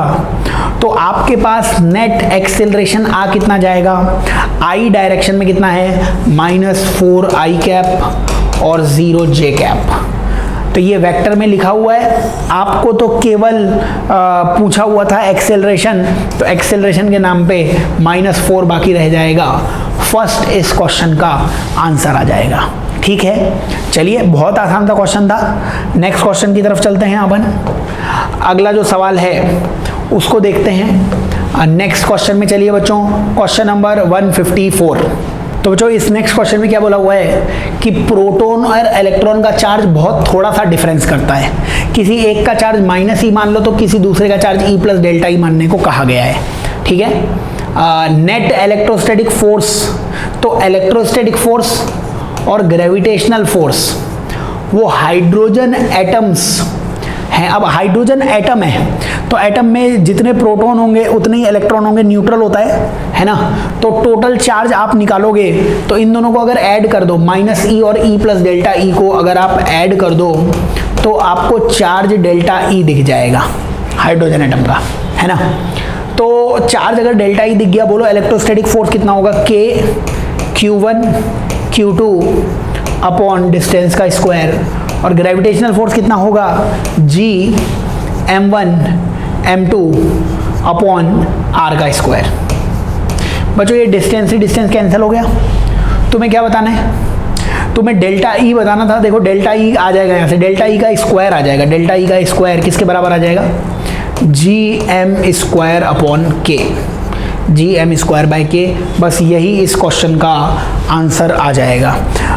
वैल्यूज़ आप सॉल्व कर लो, मैं वैल्यूज़ लिख भी देता हूँ। डेल्टा ई का स्क्वायर जी, जी की वैल्यू कितनी होती है, दे रखी है क्या, नहीं याद होती है अपने को, 6.67 इंटू 10 की पावर -11, ये जी यूनिवर्सल ग्रेविटेशन कांस्टेंट है। एम का स्क्वायर, एम की वैल्यू है 1.67 इंटू 10 की पावर -27, इसका स्क्वायर अपॉन के की वैल्यू होती है 9 इंटू 10 की पावर 9।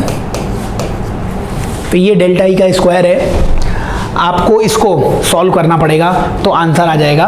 और ये डेल्टा ई का स्क्वायर कितना आएगा, केवल नंबर्स देख लो, नंबर कितने हैं, 6.6, ये 9 और ये 1.6 का स्क्वायर, 1.6 का स्क्वायर, ये तो सारे मैंने नंबर लिख दिए। 10 की पावर देख लो बच्चों, 10 की पावर कितनी है, ये 27 इंटू 2 कितना हो गया, -54, -54 और ये 9 ऊपर जाके कितना हो जाएगा, ये भी -9 हो जाएगा, तो -9 और 11 कितना हो गया, -20। तो यहाँ पे 10 की पावर -20 है, यहाँ पे कितनी है 54 है, तो 54 और 20 जुड़ के -74, ये 10 की पावर आ रही है -74। अगर तुम यहाँ पे रूट लोगे, ये ई स्क्वायर है, ये हटाओगे तो यहाँ रूट लोगे बच्चों, रूट लोगे तो 74 का आधा करना पड़ेगा, 37, 10 की पावर -37, ये इसका आंसर आ जाएगा। ठीक है, तो याद करना, इसी के लगभग यहाँ से भी देखो, यहाँ से भी 10 की पावर हो सकता है 1 2 कुछ आ जाती, लेकिन -37 के आसपास और कोई नंबर ही नहीं दिख रहा है। अगर ऐसा नंबर होता ना -34, -39, तो मैं इसको भी सॉल्व करता, लेकिन -37 ही दिख रहा है। अब इससे थोड़ा सा ज़्यादा, -47 तो बहुत ज़्यादा हो जाएगा या बहुत कम हो जाएगा, उतना इसमें नहीं आ सकता है, और -20, -23 भी नहीं आ सकता है, इसलिए फर्स्ट इस क्वेश्चन का आंसर आ जाएगा। रफली कैलकुलेशन कर लेना, आंसर आ जाएगा। चलिए नेक्स्ट क्वेश्चन की तरफ बढ़ते हैं अपन। अगला क्वेश्चन जो है उस पर देखते हैं अपन क्या दिया हुआ है। नेक्स्ट क्वेश्चन बच्चों 155 नंबर का क्वेश्चन। तो बच्चों इस क्वेश्चन में क्या बोला गया है, which of the statement are correct, अपने को करेक्ट स्टेटमेंट चुनना है, इसे मार्क कर लेना, सही कथन चुनना है अपने को, है ना, कौन सा कथन सही है वो मार्क कर लिया अपन ने। चलिए पहला कथन क्या बोला गया है, पहला स्टेटमेंट क्या बोला है, centre of mass coincide with centre of gravity, centre of mass और सेंटर ऑफ ग्रेविटी एक ही पॉइंट पे होता है, ऐसा बोला गया है, जो गलत स्टेटमेंट है। बच्चों याद रखना, सेंटर ऑफ मास और सेंटर ऑफ ग्रेविटी वो एक ही पॉइंट पर तभी हो सकता है जब बाहर से लगने वाला ग्रेविटेशनल फील्ड कांस्टेंट हो। अगर ग्रेविटेशनल फील्ड कांस्टेंट नहीं है तो सेंटर ऑफ मास और सेंटर ऑफ ग्रेविटी अलग अलग पॉइंट्स होंगे। याद करना है, इंपॉर्टेंट पॉइंट है। सेंटर ऑफ मास मतलब सारा मास कहाँ पे माना जा सकता है, सेंटर ऑफ ग्रेविटी मतलब सारी की सारी ग्रेविटी कहाँ पे एक्ट करती हुई मान सकते हो आप सेंटर ऑफ ग्रेविटी और सेंटर ऑफ मास को एक पॉइंट मान सकते हो, कब, जब बाहर से लगने वाला एक्सटर्नल जो भी ग्रेविटेशनल फील्ड होगा वो सेम होना चाहिए। समझ रहे हो, याद करना पड़ेगा। तो सिंपल सा पॉइंट है, बट ये स्टेटमेंट अभी गलत हो गया, अपने को करेक्ट चुनना था। मैं बार बार बोल रहा हूँ, याद कर लेना, centre of mass centre of gravity अलग अलग पॉइंट है, कब, जब बाहर का एक्सटर्नल ग्रेविटेशनल फील्ड, बाहरी गुरुत्वीय क्षेत्र जब चेंज होगा तो ये पॉइंट्स भी अलग अलग होंगे। और अगर बाहरी गुरुत्वीय क्षेत्र एक्सटर्नल ग्रेविटेशनल फील्ड सेम है, यूनिफॉर्म है, तो ये दोनों पॉइंट सेम हो सकते हैं। तो इसने बोला तो है नहीं कुछ कि ग्रेविटेशनल फील्ड कैसा है, इसलिए ये दोनों पॉइंट सेम नहीं होंगे। दूसरा क्या बोल रखा है बच्चों, centre of mass of a body is a point eight which total gravitational torque of a body is zero. ये बिल्कुल सही दिया हुआ है बच्चों। सेंटर ऑफ मास पे सारा मास होगा, तो यहाँ यहीं पे नीचे mg लग जाएगा, तो mg का टॉर्क इस पॉइंट के अबाउट जीरो आ जाएगा, क्योंकि टॉर्क होता है r क्रॉस f। तो यहीं से इसी पॉइंट पे mg लग रहा है, इसी पॉइंट से तुम टॉर्क निकालोगे तो r की वैल्यू जीरो हो जाएगी, r की वैल्यू जीरो है तो टॉर्क भी जीरो हो जाएगा। सेंटर ऑफ मास पे सारा mg, और अगर वहाँ पे सारा mg लग रहा है तो उस पॉइंट के about net gravitational torque zero हो जाएगा। सेकेंड स्टेटमेंट सही है। A couple on a body, couple एक फोर्स होता है बच्चों। कपल फोर्स का मतलब क्या होता है कि दो फोर्सेस जिनका मैग्नीट्यूड सेम है बट डायरेक्शन अपोजिट है। बच्चों ये जो कपल फोर्स लगता है ना, ये कभी चला नहीं सकता है, घुमा जरूर सकता है। ये इसने बोल रखा है force couple can produce translational motion, ये गलत है, चला नहीं सकता है उसे, हाँ घुमा जरूर सकता था। देखिए ये वाला फोर्स इसे इधर घुमाता, ये वाला फोर्स इसे इधर घुमाता, लेकिन नेट फोर्स तो जीरो था ना, तो नेट फोर्स 0 था, तो ये चलती कहीं नहीं, बस घूम जाती।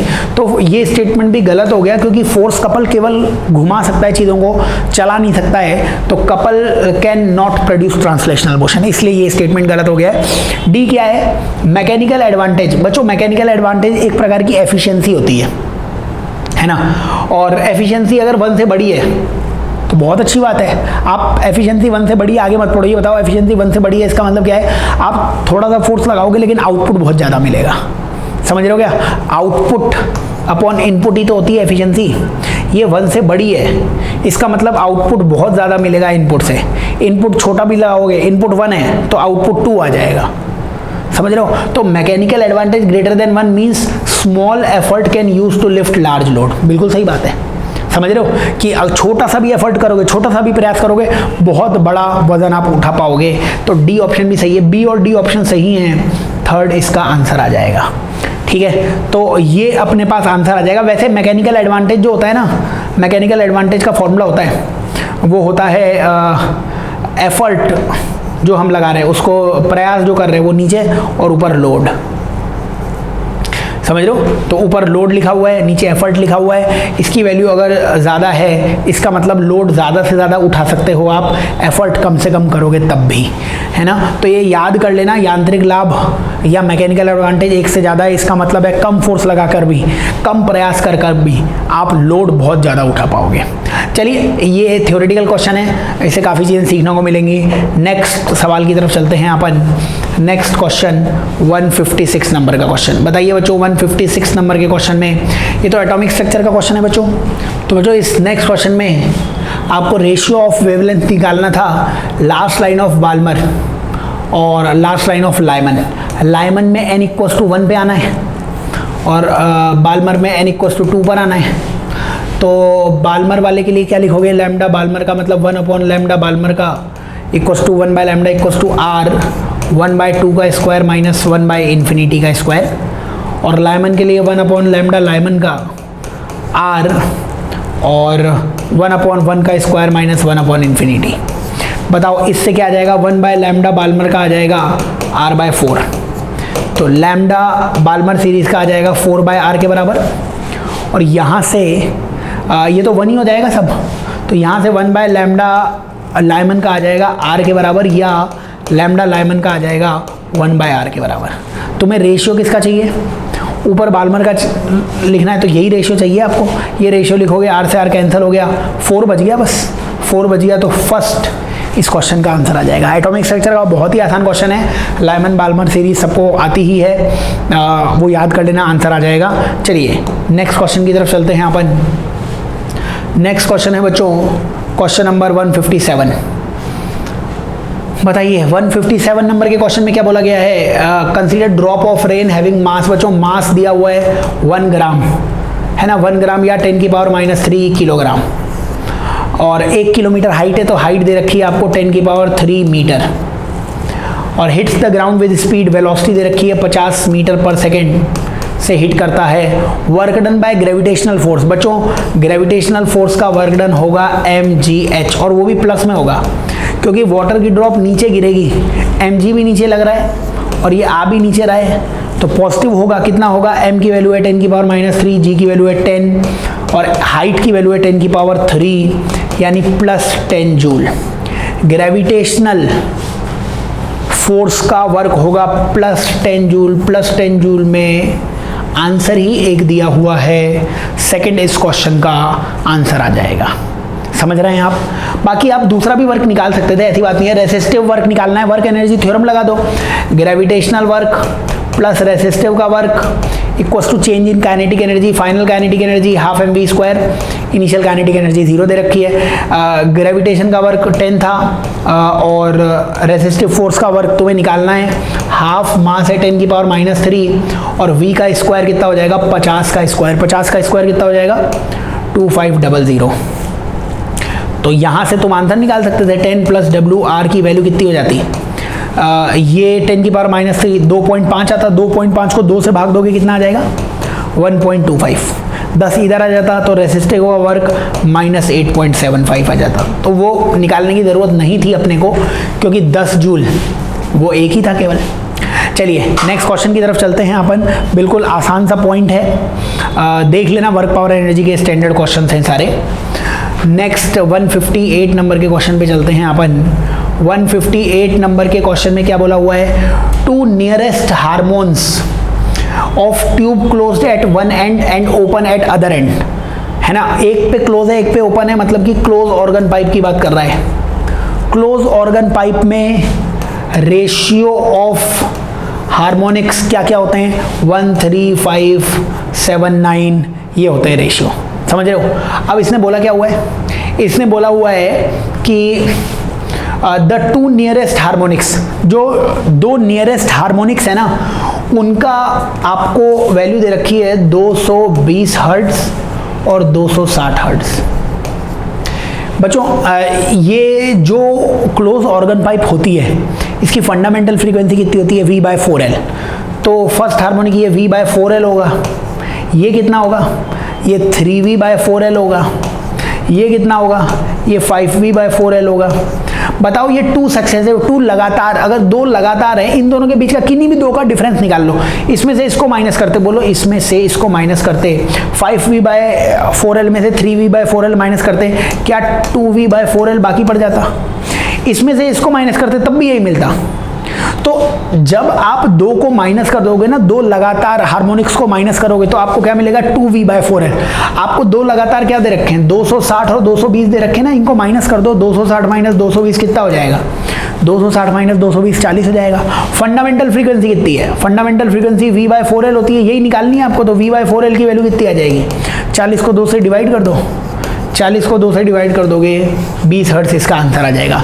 क्लोज्ड ऑर्गन पाइप में हार्मोनिक्स 1, 3, 5, 7, 9 में होते हैं और दो हार्मोनिक्स का डिफरेंस दे रखा था, किन्हीं भी दो हार्मोनिक्स का अंतर निकालोगे ना तो दोगुना आएगा फंडामेंटल फ्रीक्वेंसी के। इसका और इसका डिफरेंस भी 2, इसका और इसका डिफरेंस भी 2, 2 times of fundamental frequency, 2 times दुगनी आ जाएगी मूलभूत आवर्ती के। तो दुगनी मूलभूत आवर्ती वो 40 के बराबर है, मूलभूत आवर्ती फंडामेंटल फ्रीक्वेंसी 20 हर्ट्ज हो जाएगी। सिंपल सा ही क्वेश्चन है, और भी बहुत तरीके हैं, सबसे आसान तरीका है आंसर निकालने का। चलो नेक्स्ट क्वेश्चन की तरफ चलते हैं अपन, क्वेश्चन नंबर 159 की तरफ। क्वेश्चन नंबर 159 में क्या बोल रखा है, two polarized P1 and P2 are placed with their axes perpendicular to each other.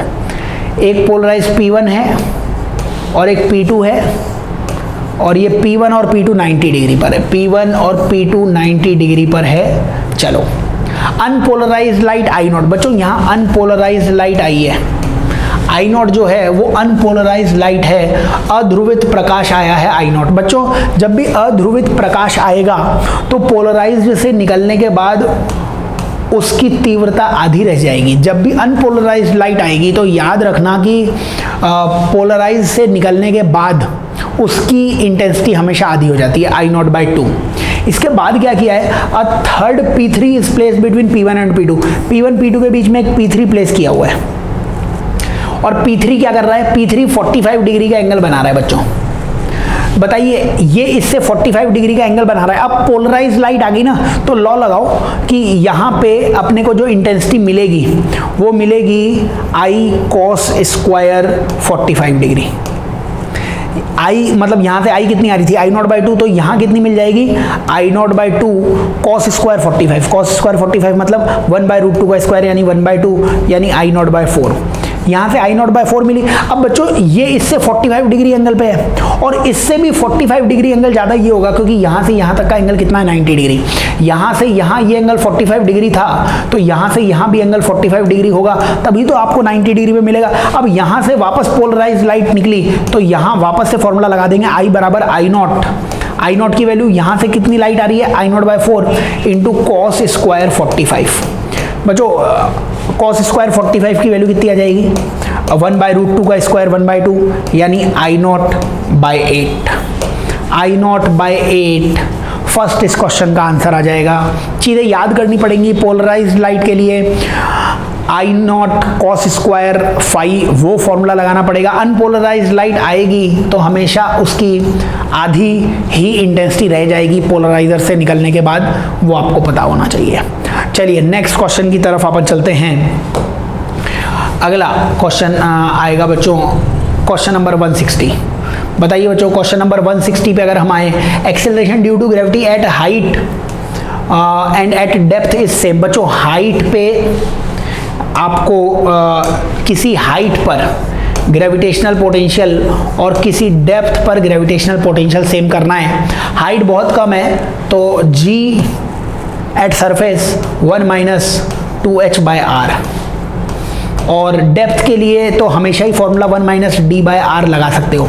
ये फॉर्मूला केवल 32 किलोमीटर 320 किलोमीटर से कम हाइट हो तभी लगा सकते हो। 1 किलोमीटर तो बहुत ही कम हाइट है, इसलिए दोनों को बराबर कर दो। ये जी से जी कैंसिल हो जाएगा, 1 से 1 कैंसिल हो जाएगा, माइनस से माइनस कैंसिल हो जाएगा, आर से आर कैंसिल हो जाएगा, 2h इक्वल्स टू डी आ जाएगा। h की वैल्यू 1 दे रखी है, इसलिए 2 किलोमीटर इस क्वेश्चन का आंसर आ जाएगा। 160 नंबर का आंसर आ जाएगा सेकंड। ग्रेविटेशन बहुत आसान टॉपिक है, फॉर्मूले याद कर लोगे हो जाएंगे क्वेश्चंस। चलिए आगे चलते हैं हम नेक्स्ट अगले क्वेश्चन की तरफ। अगला क्वेश्चन बच्चों 161 नंबर का क्वेश्चन आया है। 161 नंबर के क्वेश्चन में bulk modulus of spherical object is b दिया हुआ है। बच्चों बल्क मॉडुलस कितना होता है? Minus delta p by delta v by b. D p भी लिख सकते हो, डेल्टा भी लिख सकते हो, कुछ भी लिख लो, ये आंसर है इसका, बीटा का, है ना। और if it is subjected to uniform pressure p, अब प्रेशर पी अगर इस पर लगा दिया तो फ्रैक्शनल चेंज इन रेडियस बताना है अपने को, ठीक है।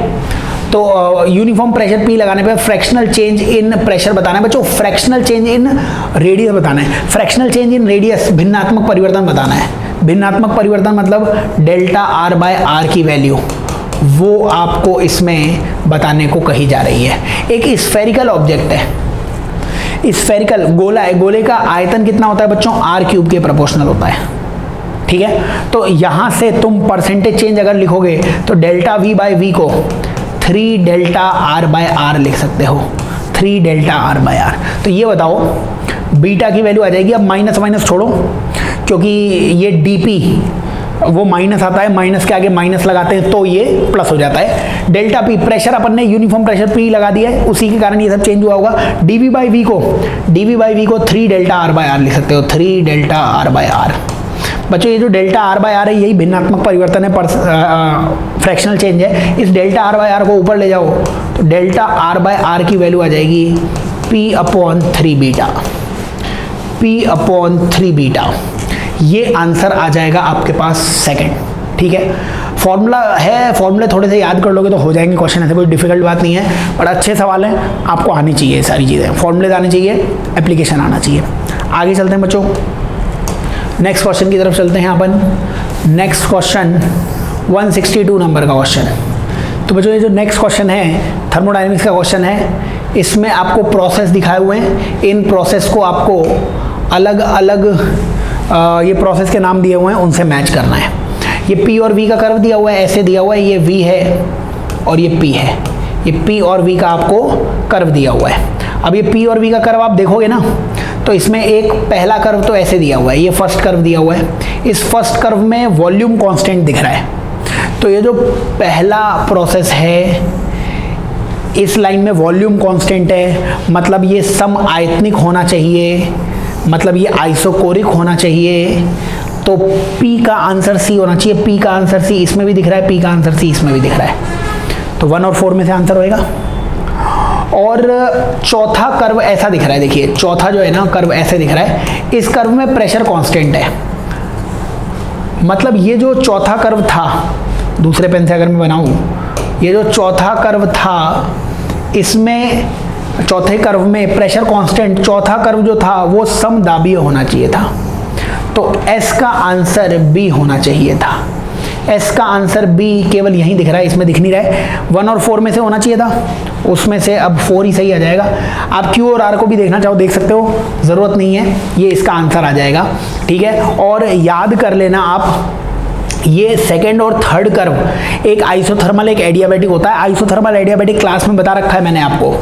इस तरीके से 2 कर्व बनाया करो बच्चों। एडियाबैटिक की स्लोप हमेशा ज़्यादा रहती है, तो ये जो कर्व है ना ये एडियाबैटिक है, ये जो ऊपर है ये आइसोथर्मल है। आइसोथर्मल की स्लोप कम, एडियाबैटिक की स्लोप ज़्यादा। इसमें से ये जो पॉइंट है ना, इस पॉइंट के बाद नीचे वाला कर्व वो एडियाबैटिक होगा। ये यही वाला पॉइंट है, नीचे वाला कर्व एडियाबैटिक होगा, मतलब सेकंड वाला कर्व एडियाबैटिक होगा। तो Q को A से मैच करना पड़ेगा, Q को A से मैच करना पड़ेगा। वो भी आप देख सकते थे, बट इतना दिमाग लगाने की जरूरत नहीं है। बचा हुआ कर्व आइसोथर्मल या समतापीय का हो जाएगा। ठीक है, बढ़िया सवाल है ये। इस कर्व से बहुत प्यार है नीट वालों को, इसको कई बार पूछ चुके हैं वो। ठीक है, अलग अलग तरीके से याद कर लेना। आगे बढ़ते हैं अपन नेक्स्ट क्वेश्चन की तरफ चलते हैं। 162 के बाद बच्चों क्वेश्चन नंबर 163 पे आ जाते हैं अपन। क्वेश्चन नंबर 163 में बोला हुआ है कि electromagnetic waves in free space root mean square value of electric field ERMS वो आपको दे रखी है 6 वोल्ट पर मीटर। तो peak value of magnetic field वो आपसे पूछी हुई है। अगर E की वैल्यू है तो मैग्नेटिक फील्ड की वैल्यू कितनी आएगी वो हमें बतानी है। ठीक है, तो इसके लिए बच्चों आप फॉर्मूला लगा सकते थे। फॉर्मूला हो जाता है speed of light equals to E/b। अगर इलेक्ट्रिक फील्ड की आप पीक वैल्यू लिखते हो, शिखर मान लिखते हो, तो मैग्नेटिक फील्ड की भी पीक वैल्यू या शिखर मान आपको लिखना पड़ेगा।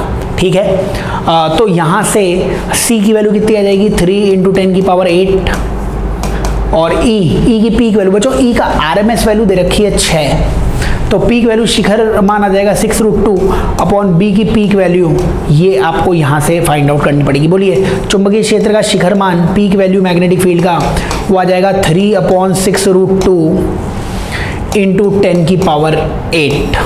ये 10 की पावर 8 नीचे था, ऊपर जाएगा, तो ये कैलकुलेशन भी ठीक से कर लेना आप। मतलब ये थोड़ा सा रेशियो ठीक से लिख लेना। रेशियो आप लिखोगे तो BP की ऊपर चला जाएगा, 6√2 ऊपर रहेगा, 6√2 ऊपर रहेगा, नीचे 3 × 10 की पावर 8 आएगा।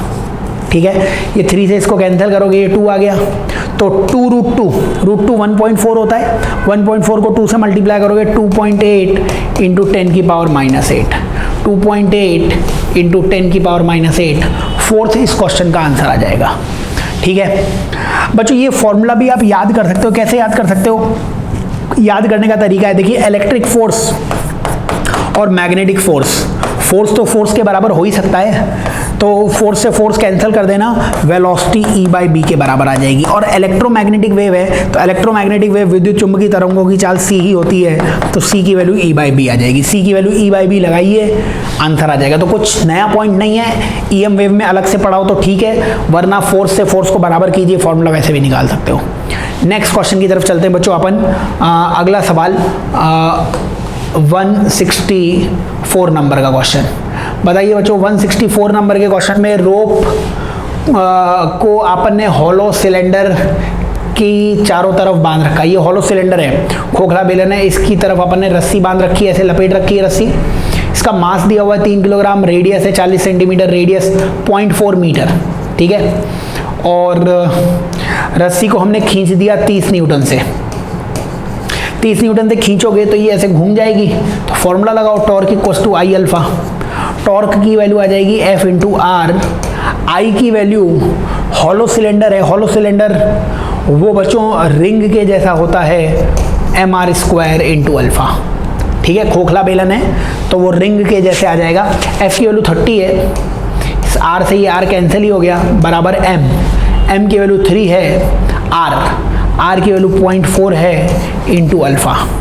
3 से ये 3 कैंसिल हो जाएगा और अल्फा की वैल्यू आ जाएगी 10/0.4। पॉइंट हटाओगे तो ऊपर 100/4 यानी कि 25 इस क्वेश्चन का आंसर आ जाएगा। 164 नंबर का आंसर थर्ड आ जाएगा। ठीक है, torque equals to I alpha लगाना था, ठीक तरीके से सॉल्व करोगे आंसर आ जाएंगे। स्टैंडर्ड क्वेश्चन है, रोटेशन का ही क्वेश्चन है, आते हैं इस इक्वेशन के क्वेश्चन हर साल। ठीक है, अगले सवाल पे चलो बच्चों।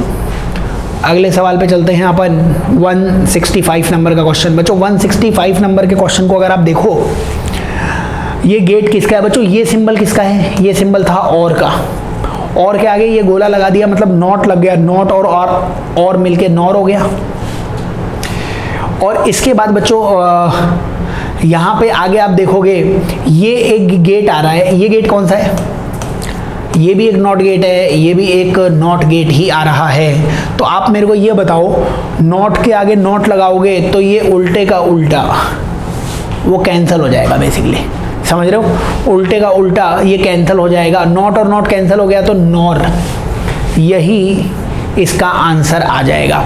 ये वाला गेट नॉट कैसे हुआ, अगर इसमें कुछ डाउट है आपको बच्चों, सिंगल इनपुट नॉर नॉट हो जाता है। देखिए ये गेट जो था ये और था, और के आगे क्या लगा दिया आपने, एक गोला लगा दिया तो ये नॉट हो गया, नॉर हो गया। लेकिन जब नॉर में एक ही इनपुट आता है, नॉर में जब एक ही इनपुट आता है तब वो नॉट के जैसा बन जाता है।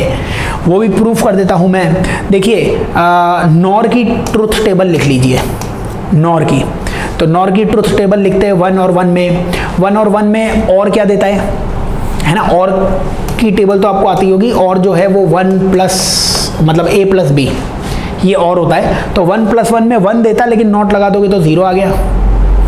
1 और 0 में 1 देता बट वो 0 आ गया, और 0 और 1 में भी वो 1 देता बट वो 0 आ गया। 1 और 1 में तो आई गया 0 और 0 में, लास्ट में क्या था 0 और 0 में 0 प्लस 0 0 देता, उसका उल्टा 1 आ जाता। अब बताओ अगर सिंगल इनपुट है, अगर नॉर में सिंगल इनपुट है, सिंगल इनपुट मतलब यहाँ पे जो भी a में आएगा वही b में भी जाएगा, जब a और b बराबर होंगे तो क्या इसे नॉट गेट माना जा सकता है? देखिए जब 1 और 1 है तब भी ये 0 हो जाएगा, नॉट 1 का उल्टा 0 और 0 का उल्टा 1। याद रखेंगे जब नॉर में एक ही इनपुट आता है, जब नॉर में सेम इनपुट आता है तो नॉट बन जाता है। तो ये भी नॉट है, ये भी नॉट है, नॉट ने नॉट को कैंसिल कर दिया। नॉट मतलब जो भी आंसर आया उसका उल्टा करो, और बार का एक और बार लगाओगे तो बार से बार कैंसिल हो जाएगा, नॉर बाकी रह जाएगा। फर्स्ट इस क्वेश्चन का आंसर आ जाएगा। ठीक है, चलिए 165 इसका आंसर आ जाएगा। आगे बढ़ते हैं अपन 166 नंबर के क्वेश्चन पे। तो जो ये नेक्स्ट क्वेश्चन जो है डिप एंगल का क्वेश्चन है ना, क्या बोला हुआ है, if θ1 θ2 be apparent angle of dip, है ना। ये क्या है, आभासी नतिकोण दिया हुआ है आपको। नतिकोण या डिप एंगल क्या होता है? डिप एंगल होता है जैसे ये मान लीजिए ये कोई प्लेन होता जिस प्लेन में एक्चुअल मैग्नेटिक फील्ड होता, अर्थ का एक्चुअल मैग्नेटिक फील्ड बी इधर होता, तो इस बी का बच्चों एक हॉरिजॉन्टल कंपोनेंट आता BH और एक वर्टिकल कंपोनेंट आता BV। हॉरिजॉन्टल कंपोनेंट के साथ जो एंगल बन रहा है थीटा, ये एक्चुअल एंगल थीटा है। इसी को हम क्या बोलते हैं, एक्चुअल एंगल ऑफ डिप बोलते हैं। यहाँ से कुछ फॉर्मूला भी आता है, बी कॉस थीटा की वैल्यू BH होती है, BH की वैल्यू क्या होती है, B कॉस थीटा होती है, और B साइन थीटा की वैल्यू BV होती है। या फिर आप ऐसा भी बोल सकते थे टेन थीटा की वैल्यू BV अपॉन BH होती है। ये मैंने सारी थ्योरी आपको बता दी। अब बच्चों हो क्या रहा है, यहाँ पे आपको 3 सरफेसेस बनानी पड़ेंगी। क्या है यहाँ पे, एक तो एक्चुअल प्लेन होगा, ये तो एक्चुअल प्लेन है ना, ये प्लेन है ऐसे इस तरीके से। इस प्लेन में क्या होगा, एक ऊपर की तरफ क्या आ रहा होगा, BH आ रहा होगा, ऐसे बाहर BH आ रहा होगा। और फिर क्या हुआ, यहीं पे अपन ने 2 प्लेन और देखे जो आपस में एक दूसरे के परपेंडिकुलर थे। एक प्लेन इधर गया और एक प्लेन इधर गया, ये आपस में एक दूसरे के परपेंडिकुलर है। मतलब अगर ये एंगल अल्फा है तो ये एंगल कितना है, 90 माइनस अल्फा है। अब आपको थोड़ा समझना पड़ेगा, ये 3 प्लेन है, जैसे इन 3 उंगलियों को तो देख लीजिए, ये 3 पन्ने मानना, 3 पन्ने, ये एक उंगली मतलब एक पन्ना है नीचे, ये एक पन्ना इधर है और ये एक पन्ना इधर है, ये 3 पन्ने हैं। ठीक है, ये जो बीच वाला पन्ना है ना, ये बीच वाला पन्ना, या ऐसे ये 3 कर लेता हूँ। ठीक है, ये 3 उंगलियां हैं, इसमें ये 3 पन्ने थे, ये एक पन्ना, ये दूसरा पन्ना, ये तीसरा पन्ना। ये जो बीच वाला पन्ना है इसी में है एक्चुअल एंगल ऑफ डिप, इसी में है वास्तविक नतिकोण, है ना। अब होगा क्या यहाँ पे, पहले इस एक्चुअल की बात करो, इसमें आगे तो ये क्या हो गया, BH हो गया, और नीचे क्या हो गया, BV हो गया। अब ये जो ऊपर BH आ रहा है ना, इस BH का ही एक कंपोनेंट लोगे इधर तो दूसरे प्लेन का BH मिल जाएगा, इसी BH का एक कंपोनेंट इधर लोगे तो दूसरे प्लेन का भी BH मिल जाएगा। आओ सबसे पहले BH का कंपोनेंट ले लेते हैं। देखिए यहाँ पे, यहीं पे BH है, ठीक है, इसी में BH है, इसको मैं बता भी देता हूँ, यहीं पे BH है। ये एक्चुअली 3 पन्ने हैं, लेकिन इन 3 पन्नों को ऐसे देख रहे हो आप, तो तो आपको ना सामने से केवल ये 3 सरल रेखाएं दिख रही है, 3 स्ट्रेट लाइन दिख रही है, बाकी ये 3 पन्ने हैं ऐसे, इसके नीचे एक पन्ना है, इसके नीचे एक पन्ना है और इसके नीचे एक पन्ना है। अब आपको हर जितने भी प्लेन है सब में BH लिखना है, horizontal component of magnetic field लिखना है। इधर BH था, ठीक है, इस चित्र को नहीं छेड़ते, इधर BH था, इधर था BH का इधर कंपोनेंट और इधर कंपोनेंट किधर आएगा, इधर आ जाएगा बच्चों BH cos अल्फा, BH का इधर BH cos अल्फा और ये क्या आ जाएगा BH sin अल्फा। समझ रहे हो? और बच्चों देखिए ये तीनों प्लेन है, इसमें ये था BH, ये पेन की दिशा में क्या था BH था, BH का एक कंपोनेंट इधर आ गया, BH का एक कंपोनेंट इधर आ गया, तो दोनों प्लेन्स में मेरे को BH मिल गया। बच्चों BV हर प्लेन में सेम रहेगा, BV इसका भी वर्टिकल यही है, इस पन्ने का भी वर्टिकल यही है, इस पन्ने का भी वर्टिकल यही है, इस पन्ने का भी वर्टिकल यही है। अब आप बताओ tan थीटा की वैल्यू क्या होती है BV अपॉन BH, तो इसके लिए अगर मैं लगाता tan थीटा की वैल्यू, tan थीटा 1 की वैल्यू BV तो वही है अपॉन BH, इसका BH कितना है BH cos alpha, BH cos alpha. इसके लिए tan थीटा 2, इसके लिए tan थीटा 2 उसकी वैल्यू कितनी आती है वही BV अपॉन BH, BV, और इसका BH कितना है BH sin अल्फा, ठीक है। और यहाँ पे ट्रू एंगल है तो यहाँ का tan थीटा कितना है BV अपॉन BH के बराबर। ये आपके पास सारी इक्वेशंस, सारे रिलेशंस आ गए हैं। यहाँ से बच्चों आपको आंसर निकालना पड़ेगा कि theta, tan theta 1, tan theta 2 और tan थीटा में क्या रिलेशन है वो आ जाएगा यहाँ से, ठीक है। तो ये BV अपॉन BH ये cos अल्फा है, ये BV अपॉन BH यहाँ पे sin अल्फा है, इनको बराबर कर देते हैं अपन, है ना। वैल्यूज निकालनी पड़ेंगी, कुल मिला के यहाँ पे अब मैथ्स लगानी है अपने को और वैल्यूज देखनी पड़ेंगी कि क्या क्या वैल्यूज आ जाती हैं। ये साइन और कॉस को हटाना है ना, तो साइन स्क्वायर और कॉस स्क्वायर की वैल्यू 1 होती है। मेरे को थोड़ी सी जगह की जरूरत पड़ेगी, मैं ये जो थ्योरी बताई थी इसको हटा देता हूँ, ठीक है। इसको मैं अगर हटाऊँ, अच्छा ये क्लियर नहीं करना है मेरे को, इसको हटाना है केवल, तो ये यहाँ से मैं हटा देता हूँ। आप याद कर लें ये BV और BH का अच्छा सवाल था, ये क्वेश्चन उन्हीं से होगा जिनके कंसेप्ट्स बिल्कुल क्लियर होंगे, तभी ये क्वेश्चन हो पाएगा। तो उसमें भी ये इक्वेशंस लिखनी पड़ेंगी। अब आप इसमें क्या करो, अब इसमें अपन इक्वेशन लगा देते हैं। देखो मैंने ये इक्वेशन लगा दी, sine square alpha plus cos square alpha equals to 1। ऐसा तो लिख सकता हूँ sine square alpha cos square alpha equals to 1। बच्चों यहाँ से बताओ ये BV अपॉन BH, इस BV अपॉन BH को tan थीटा लिख सकते थे, और tan थीटा और नीचे क्या आ जाएगा tan थीटा 1, ये cos अल्फा ऊपर चला जाएगा, तो cos अल्फा की जगह क्या लिख सकते थे, cos अल्फा ऊपर चला गया, cos अल्फा ऊपर चला गया, यहाँ पे लिख देता हूँ cos अल्फा की वैल्यू में लिख सकता था tan theta by tan theta 1। ये समझ में आ रहा है क्यों लिख सकता हूँ, cos अल्फा ऊपर चला गया तो BV अपॉन BH की वैल्यू कितनी होगी tan थीटा, और नीचे क्या आ गया tan थीटा 1, तो tan theta upon tan theta 1, tan theta upon tan theta 1, इसका स्क्वायर हो रहा है। ऐसे ही साइन अल्फा को क्या लिख सकते हो आप, ये BV अपॉन BH, ये BV upon BH tan theta हो जाता, साइन अल्फा ऊपर चला जाता, साइन अल्फा की वैल्यू कितनी आ जाती tan theta upon tan theta 2, tan theta upon tan theta 2। तो साइन स्क्वायर अल्फा की जगह क्या लिख देते tan square theta upon tan square theta 2, इसकी वैल्यू 1 आ जाती। समझ रहे हैं आप, ये अपने पास वैल्यू उसकी आ गई होती। इसको आप क्या लिख सकते हो, ये यहाँ से tan स्क्वायर थीटा अगर कॉमन ले लूँ तो 1 अपॉन tan स्क्वायर थीटा कितना हो जाएगा cot square theta 2 plus cot square theta 1 equals to 1, है ना। tan स्क्वायर थीटा कॉमन ले लिया, ये tan स्क्वायर थीटा दूसरी तरफ चला जाएगा, आंसर आ जाएगा cot square theta 2 plus cot square theta 1 equals to cot square theta, ठीक है। देख लीजिए ये tan स्क्वायर थीटा कॉमन लिया है तो 1 अपॉन tan स्क्वायर थीटा कितना हो जाएगा cot स्क्वायर थीटा 1, और 1 बाय tan स्क्वायर थीटा 2 भी कितना हो जाएगा cot स्क्वायर थीटा 2, और ये tan स्क्वायर थीटा दूसरी तरफ आ जाएगा। यही आंसर है cot square theta equals to cot square theta 1 plus cot square theta 2। ये इस क्वेश्चन का आंसर आ जाएगा। अच्छा सवाल है, सॉल्व करोगे ये आंसर आ जाएगा। चलिए नेक्स्ट क्वेश्चन की तरफ चलते हैं। ये एंगल ऑफ डिप अच्छे से देख लेना, अगर ये क्वेश्चंस कर लेते हो इसका मतलब है आगे वाला क्वेश्चन भी, कोई भी डिप का क्वेश्चन आ रहा है आसानी से सॉल्व हो जाएगा। नेक्स्ट वर्क पावर एनर्जी का क्वेश्चन है बच्चों। क्या बोला हुआ है? The magnitude of acceleration A and be just after the string is cut. बच्चों रस्सी काटने के तुरंत बाद, अब रस्सी काटने से पहले तुम फोर्स बता दो, इसकी टेंशन पहले कितनी रही होगी? mg रही होगी, क्योंकि इसके नीचे mg है। यहाँ पे जो स्प्रिंग का फोर्स रहा होगा kx, वो 4 mg के बराबर रहा होगा, क्योंकि इसको इन दोनों को संभालना है।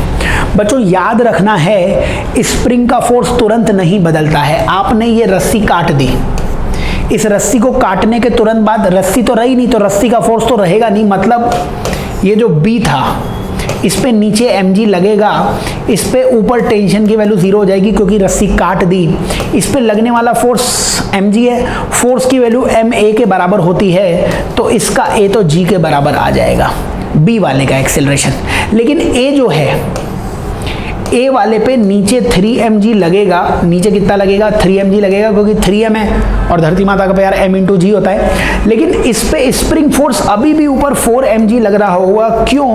बच्चों याद रखना है, स्प्रिंग के फोर्स को चेंज होने के लिए टाइम की जरूरत होती है, तो स्प्रिंग का फोर्स सेम ही रहेगा, कुछ देर बाद चेंज होगा। बताइए इस पे नेट फोर्स कितना है? ऊपर 4 mg, नीचे 3 mg, तो इस A पे ऊपर की तरफ फोर्स आएगा mg, तो इस A वाले पे फोर्स आया mg।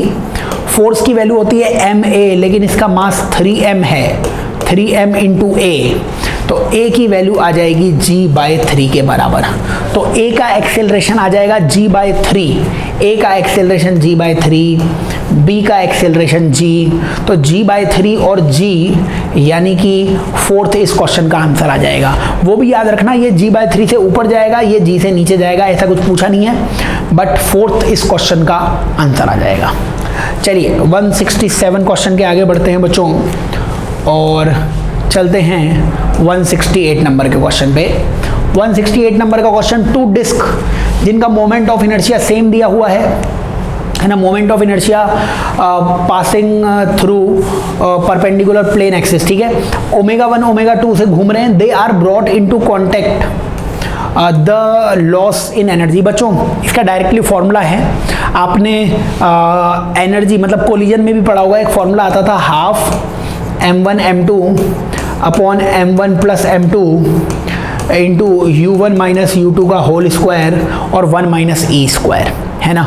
वो 1 माइनस ई स्क्वायर मैं लिख नहीं रहा हूँ, ये फॉर्मूला कोलिजन में भी आता है, ये फॉर्मूला कैपेसिटर में भी आता है, ये फॉर्मूला रोटेशन में भी आता है। ये फॉर्मूला लगाओगे डायरेक्टली आंसर मिल जाएगा हाफ। देखिए सेम मोमेंट ऑफ इनर्शिया है, मोमेंट ऑफ इनर्शिया आई मान लो, तो आई इंटू आई और ये 2i, और यहाँ आ जाएगा ω1 माइनस ω2 का होल स्क्वायर। बच्चों ये ऊपर क्या आ जाएगा, एक i से ये i कैंसिल हो जाएगा, तो i/4 ω1 माइनस ω2 का होल स्क्वायर। इस पेपर में बहुत सारी मिस्टेक्स थी, एक रेडियो एक्टिविटी वाला सवाल वो गलत आया था, इसमें भी आंसर i/4 आ रहा है, लेकिन इन्होंने i को 1 मान रखा है, तो 1/4 ω1 माइनस ω2 का होल स्क्वायर फोर्थ इस क्वेश्चन का आंसर आ जाएगा।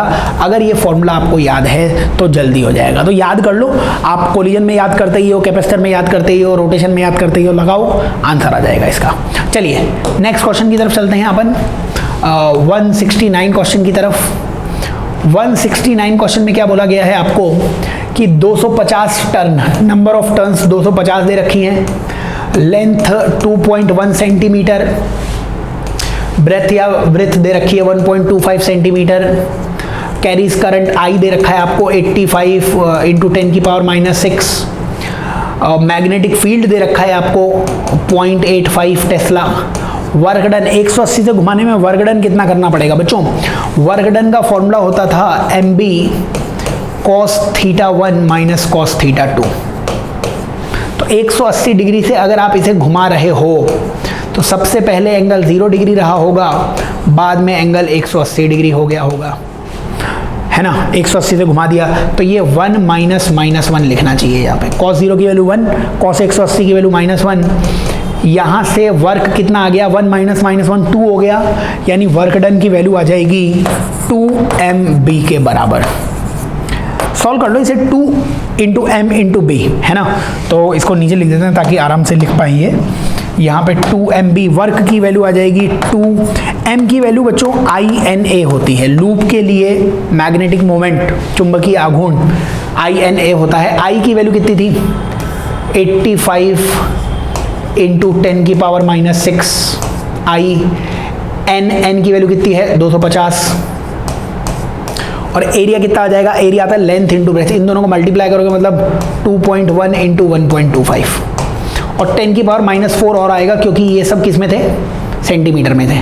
तो मैंने 2 की जगह 2 लिख लिया, m की जगह INA लिख लिया, इंटू b लिखना है, b की वैल्यू है 0.85, तो यहीं तक इंटू मल्टीप्लाई करना है 0.85, ये अपन ने आंसर आ जाएगा इसका, समझ रहे हो, सॉल्व करोगे ये इसका आंसर आ जाएगा, और ये आंसर आप सॉल्व करोगे तो 9.1 माइक्रो जूल के बराबर आ जाएगा। ठीक है, केवल नंबर्स मल्टीप्लाई कर लेना, आंसर आ जाएगा 9 में, और माइक्रो तो यहाँ पे था ही 10 की पावर -6, तो सॉल्व कर लेना। कुछ ऐसा पॉइंट नहीं है जिसमें बहुत ज़्यादा डाउट है, फॉर्मूला लगाना है, फॉर्मूले में वैल्यूज़ रखनी है, वैल्यूज़ भी रख दी है, सॉल्व करोगे थर्ड इस क्वेश्चन का आंसर आ जाएगा।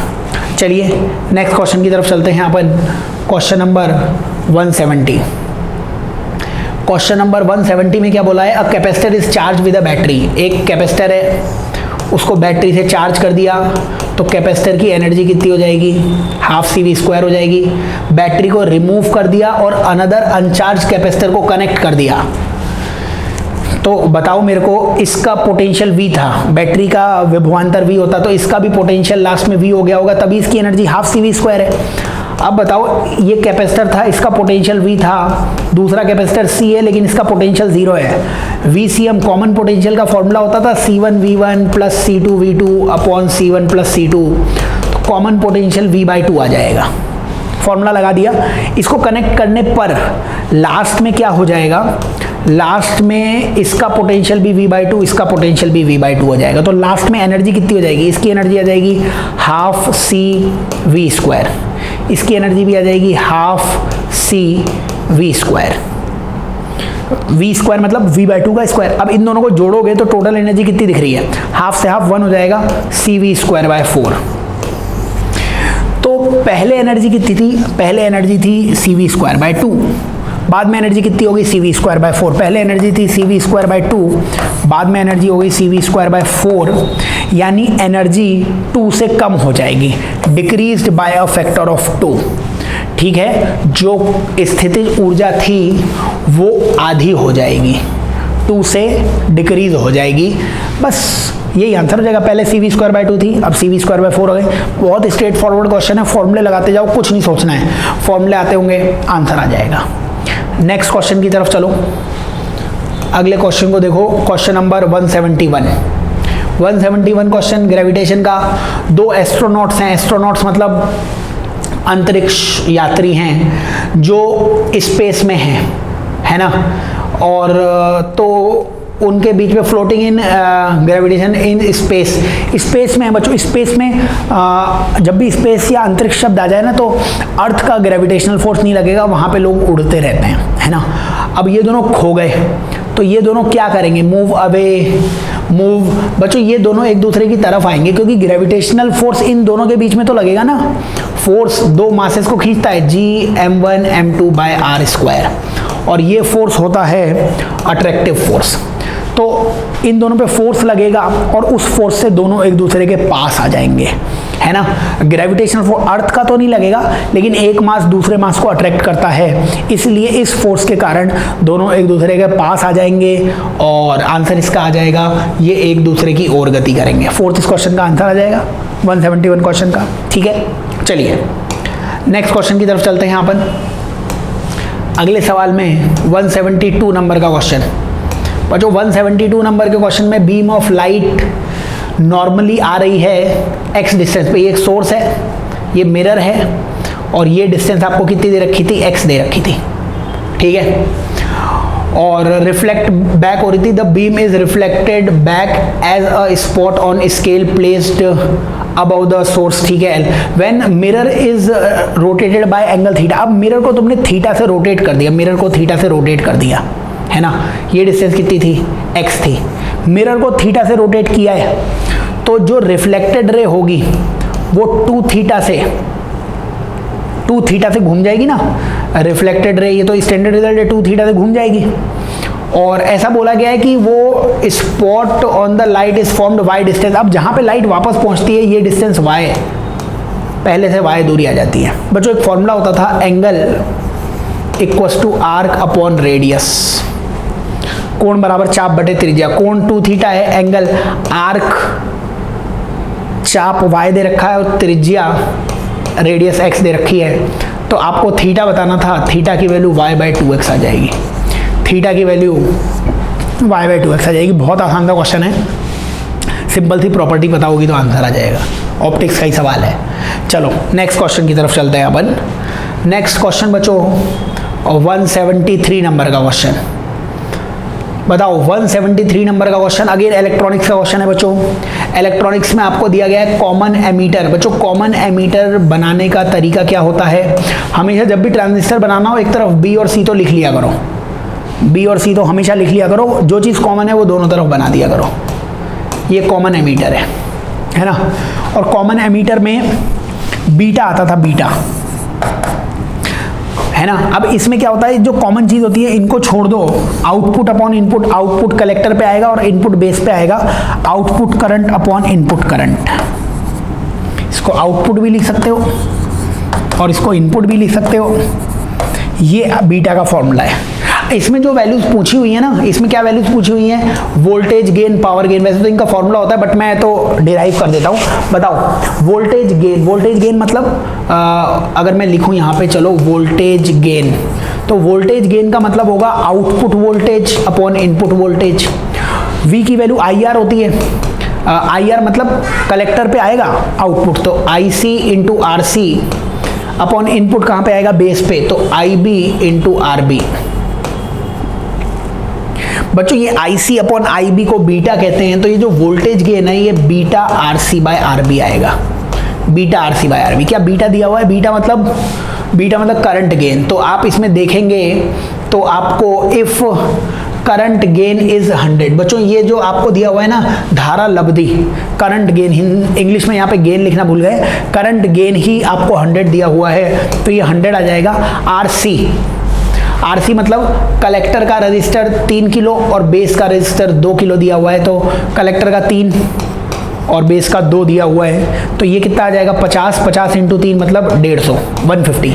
वोल्टेज गेन 150 आएगा, 150 में ऑप्शन ही एक है, इसलिए फर्स्ट ही इस क्वेश्चन का ऑप्शन आ जाएगा। समझ रहे हो आप। और दूसरा फॉर्मूला भी निकाल सकते थे, पावर गेन चाहिए तो पावर गेन का मतलब output power upon input power.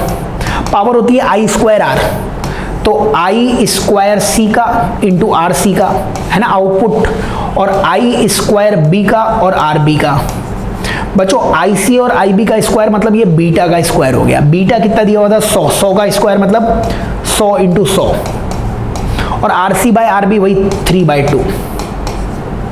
ये वापस से कितना आ जाएगा 50 आ जाएगा, तो 150 के आगे 2 0 और लगाने पड़ेंगे, 150 के आगे 2 0 और आगे। ज़रूरत नहीं थी निकालने की क्योंकि 150 में एक ही ऑप्शन था, बट मैं बता रहा हूँ फॉर्मूले आप बना लो आसानी से। ट्रांजिस्टर इलेक्ट्रॉनिक्स बहुत आसान है, सॉल्व करोगे आंसर आ जाएगा। चलिए नेक्स्ट क्वेश्चन की तरफ चलते हैं बच्चों, अपन अगले सवाल की तरफ चलते हैं। Question number 174। इस पेपर में बहुत एरर थी, रेडियो एक्टिविटी वाला सवाल वो गड़बड़ था। एक जो अपन ने लॉस वाला सवाल देखा था जिसमें मोमेंट ऑफ इनर्शिया आई लिया था, बट उसने 1 आंसर दे रखा था। ये बच्चों बोनस था, ये इसमें कोई आंसर सही आएगा ही नहीं। और इसका आंसर क्या आया था, देखो इसमें क्वेश्चन ने क्या बोल रखा है कि the current I through the battery just after the switch is close. Just after the switch is close का मतलब होता है बच्चों t बराबर 0 पे। याद रखना है t बराबर 0 पे कैपेसिटर या संधारित्र क्या हो जाता है, शॉर्ट सर्किट हो जाता है। वो चाहता है जल्दी से जल्दी चार्ज हो जाए, लेकिन इंडक्टर जो होता है, प्रेरक तो जो होता है वो टूट जाता है। तो ये हमने आपको सब पढ़ा रखा है। बताइए मेरे को, इंडक्टर टूट गया तो ये वाली ब्रांच तो टूट ही गई, इसको बनाओ ही मत। और ये तो टूटा लेकिन ये जुड़ गया ऐसे, तो ये इस तरीके से जुड़ेगा। देखो ये तो ई बना रहेगा, ये वाली ब्रांच बनाना मत, और ये एक R बन जाएगा। ये टूटा हुआ है लेकिन ये ब्रांच जुड़ जाएगी ऐसे, तो ये एक रजिस्टर और आ जाएगा। तो ये सर्किट कुछ इस तरीके से बन जाएगा। आंसर आ जाएगा यहाँ से, ये R और R, अच्छा 2 ही R लिखने थे यहाँ पे, तो R और R पैरेलल में है, R/2 आ जाएगा। तो E equals to IR, E equals to IR। Current की वैल्यू आ जाएगी यहाँ से 2E/R, 2E/R। E की वैल्यू 18 है, तो 2 इंटू 18 और R की वैल्यू 9 है, तो ये 4 एम्पियर आंसर आएगा, जो किसी भी ऑप्शन में नहीं था। तो नीट 2017 की ये तीसरी मिस्टेक है। इसका बोनस ही था, ये 4 एम्पियर इसका आंसर था, जो आंसर नहीं दिया हुआ था। तो एक रेडियो एक्टिविटी का उसमें टाइम नेगेटिव आया था, वो मिस्टेक मैंने आपको बता दी। एक मोमेंट ऑफ इनर्शिया उन्होंने नहीं दे रहा हुआ था, 1 मान लिया था, वो मिस्टेक है। इस क्वेश्चन में भी मिस्टेक थी। तो आप क्वेश्चंस जब पेपर करें तो उसमें मिस्टेक आए तो उसमें देख लें, नीट के पेपर में भी मिस्टेक आती है, मतलब वहाँ पे आपको खुद डिसीजन लेना पड़ेगा। ये क्वेश्चन तो खैर बोनस हो गया था, बाकी दोनों क्वेश्चंस तो मार्क करके आने चाहिए थे। चलिए नेक्स्ट क्वेश्चन की तरफ चलते हैं अपन। अगला क्वेश्चन देखते हैं अपन, क्वेश्चन नंबर 175। क्वेश्चन नंबर 175 में आपको क्या दिया हुआ है, एक यू शेप ट्यूब दे रखी है बच्चों, एक यू शेप ट्यूब दे रखी है और partially filled with water oil दे रखा है और is poured into one side until it stands 10 millimetre above the water level. तो ये आपको वाटर का लेवल दिया हुआ है, वाटर के 10 मिलीमीटर ऊपर है ये ऑयल का लेवल, है ना, और 65 है डेंसिटी, ऑयल की डेंसिटी पूछी हुई है। बच्चों ऐसे किसी भी सवाल में सेम हाइट पे सेम प्रेशर होता है, ये हाइट है, मैं यहाँ पे और यहाँ पे प्रेशर क्या करने वाला हूँ, सेम करने वाला हूँ। प्रेशर इन दोनों में क्या करना पड़ेगा, सेम करना पड़ेगा। बोलो बी पे प्रेशर और सी पे प्रेशर वो सेम कर दो आप।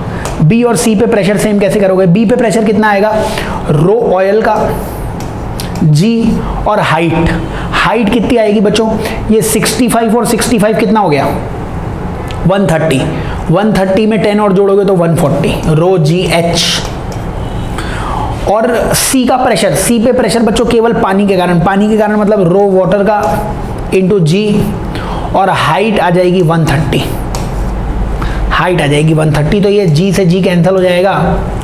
आपको रो ऑयल का चाहिए था तो रो वाटर का इंटू 13/14, ये 0 से 0 कैंसिल हो जाएगा। तो रो वाटर का 13/14 किलोग्राम पर मीटर क्यूब में रो वाटर का 1000 होता है, तो 13,000/14, 13,000/14 ये इसका आंसर आ जाएगा। मतलब देखिए 13/14 मतलब 1000 से थोड़ा सा कम आएगा, क्योंकि रो वाटर का कितना होता है 1000, 1000 से थोड़ा सा कम कोई आंसर दिख रहा है कि आपको 928, ये इसका आंसर आ जाएगा। ठीक, 800 तो आ ही नहीं सकता एग्जैक्ट तो, और ये तो बहुत ही ज़्यादा कम है, तो आंसर सेकंड आ जाएगा। सेम हाइट पर सेम प्रेशर होना चाहिए, वो आप लगा दोगे आंसर आ जाएगा। चलिए नेक्स्ट क्वेश्चन की तरफ चलते हैं, 175 के आगे चलते हैं हम। क्वेश्चन नंबर 176 में 176 नंबर का क्वेश्चन, फिर एक और मिस्टेक थी, ये चौथी एरर है नीट के 2017 पेपर में। इसमें दो ऑप्शन सेम थे, ये दो ऑप्शन सेम है, 6 × 10⁵ या 0.6 × 10⁶, और ये दोनों ऑप्शन सही थे एक्चुअली। सही तो इनमें से कोई भी नहीं था, कैलकुलेशन करोगे बट लगभग ये सही आते हैं। तो ये चौथी मिस्टेक थी नीट 2017 के पेपर में। तो तैयार रहें कि पेपर में गलतियां हो सकती हैं, वहाँ पे हाई तौबा मचाने की ज़रूरत नहीं है, जो मिस्टेक हो रही है वो सभी के लिए हो रही हैं, तो सवाल सॉल्व ज़रूर करें। आओ इस क्वेश्चन को देखते हैं। इस क्वेश्चन में अपन को इक्वेशन याद है बच्चों, फोटो इलेक्ट्रिक इफेक्ट की E = K+φ। फोटो इलेक्ट्रिक में थ्रेश होल्ड वेवलेंथ दे रखी है, थ्रेश होल्ड वेवलेंथ है ना, और वेलोसिटी ऑफ इलेक्ट्रॉन निकालनी है तुम्हें, और लाइट की ये आपको एनर्जी दे रखी है 2536 × 10⁻⁻10। बच्चों ई को आप लिख दो 12420।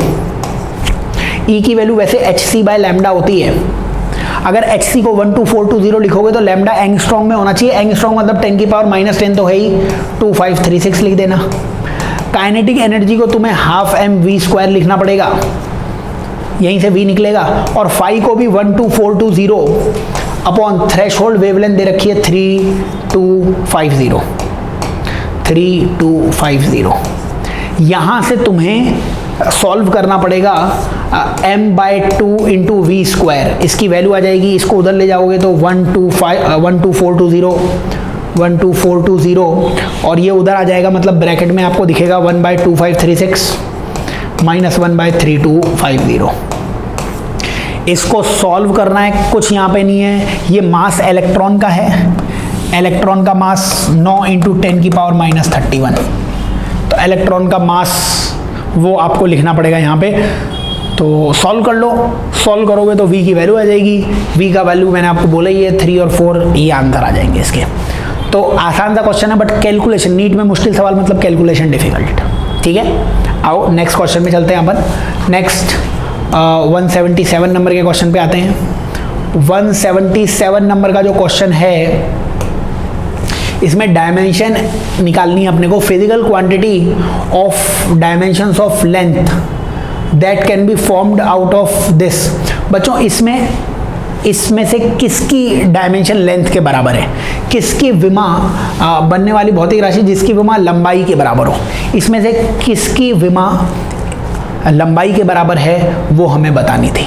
ठीक है, तो इसमें से अपन निकालते हैं किसकी डायमेंशन वो लेंथ के बराबर आ जाएगी। कोई भी ऑप्शन सेलेक्ट कर लो, उसको आपको देखना पड़ेगा। ये बच्चों फर्स्ट जो ऑप्शन है, इसमें बाहर ये ई स्क्वायर नहीं है, ये सी स्क्वायर है ना। जब इसे आप सॉल्व करें तो ये ऑप्शन सी स्क्वायर है यहाँ पे। ठीक है, तो ये यहाँ पे नीचे सी स्क्वायर है फर्स्ट ऑप्शन में, तो सारे ऑप्शन में बाहर सी दिया हुआ है। अब अपने को एक एक ऑप्शन चेक करने पड़ेंगे, इसमें और कोई तरीका नहीं है। या आप डायमेंशन एनालिसिस लगा दो, उससे भी निकाल सकते हो। आप पहले इन सब की डायमेंशन निकाल लो। देखो सी की डायमेंशन क्या होगी, सी की डायमेंशन होगी LT-1 मीटर पर सेकेंड, है ना।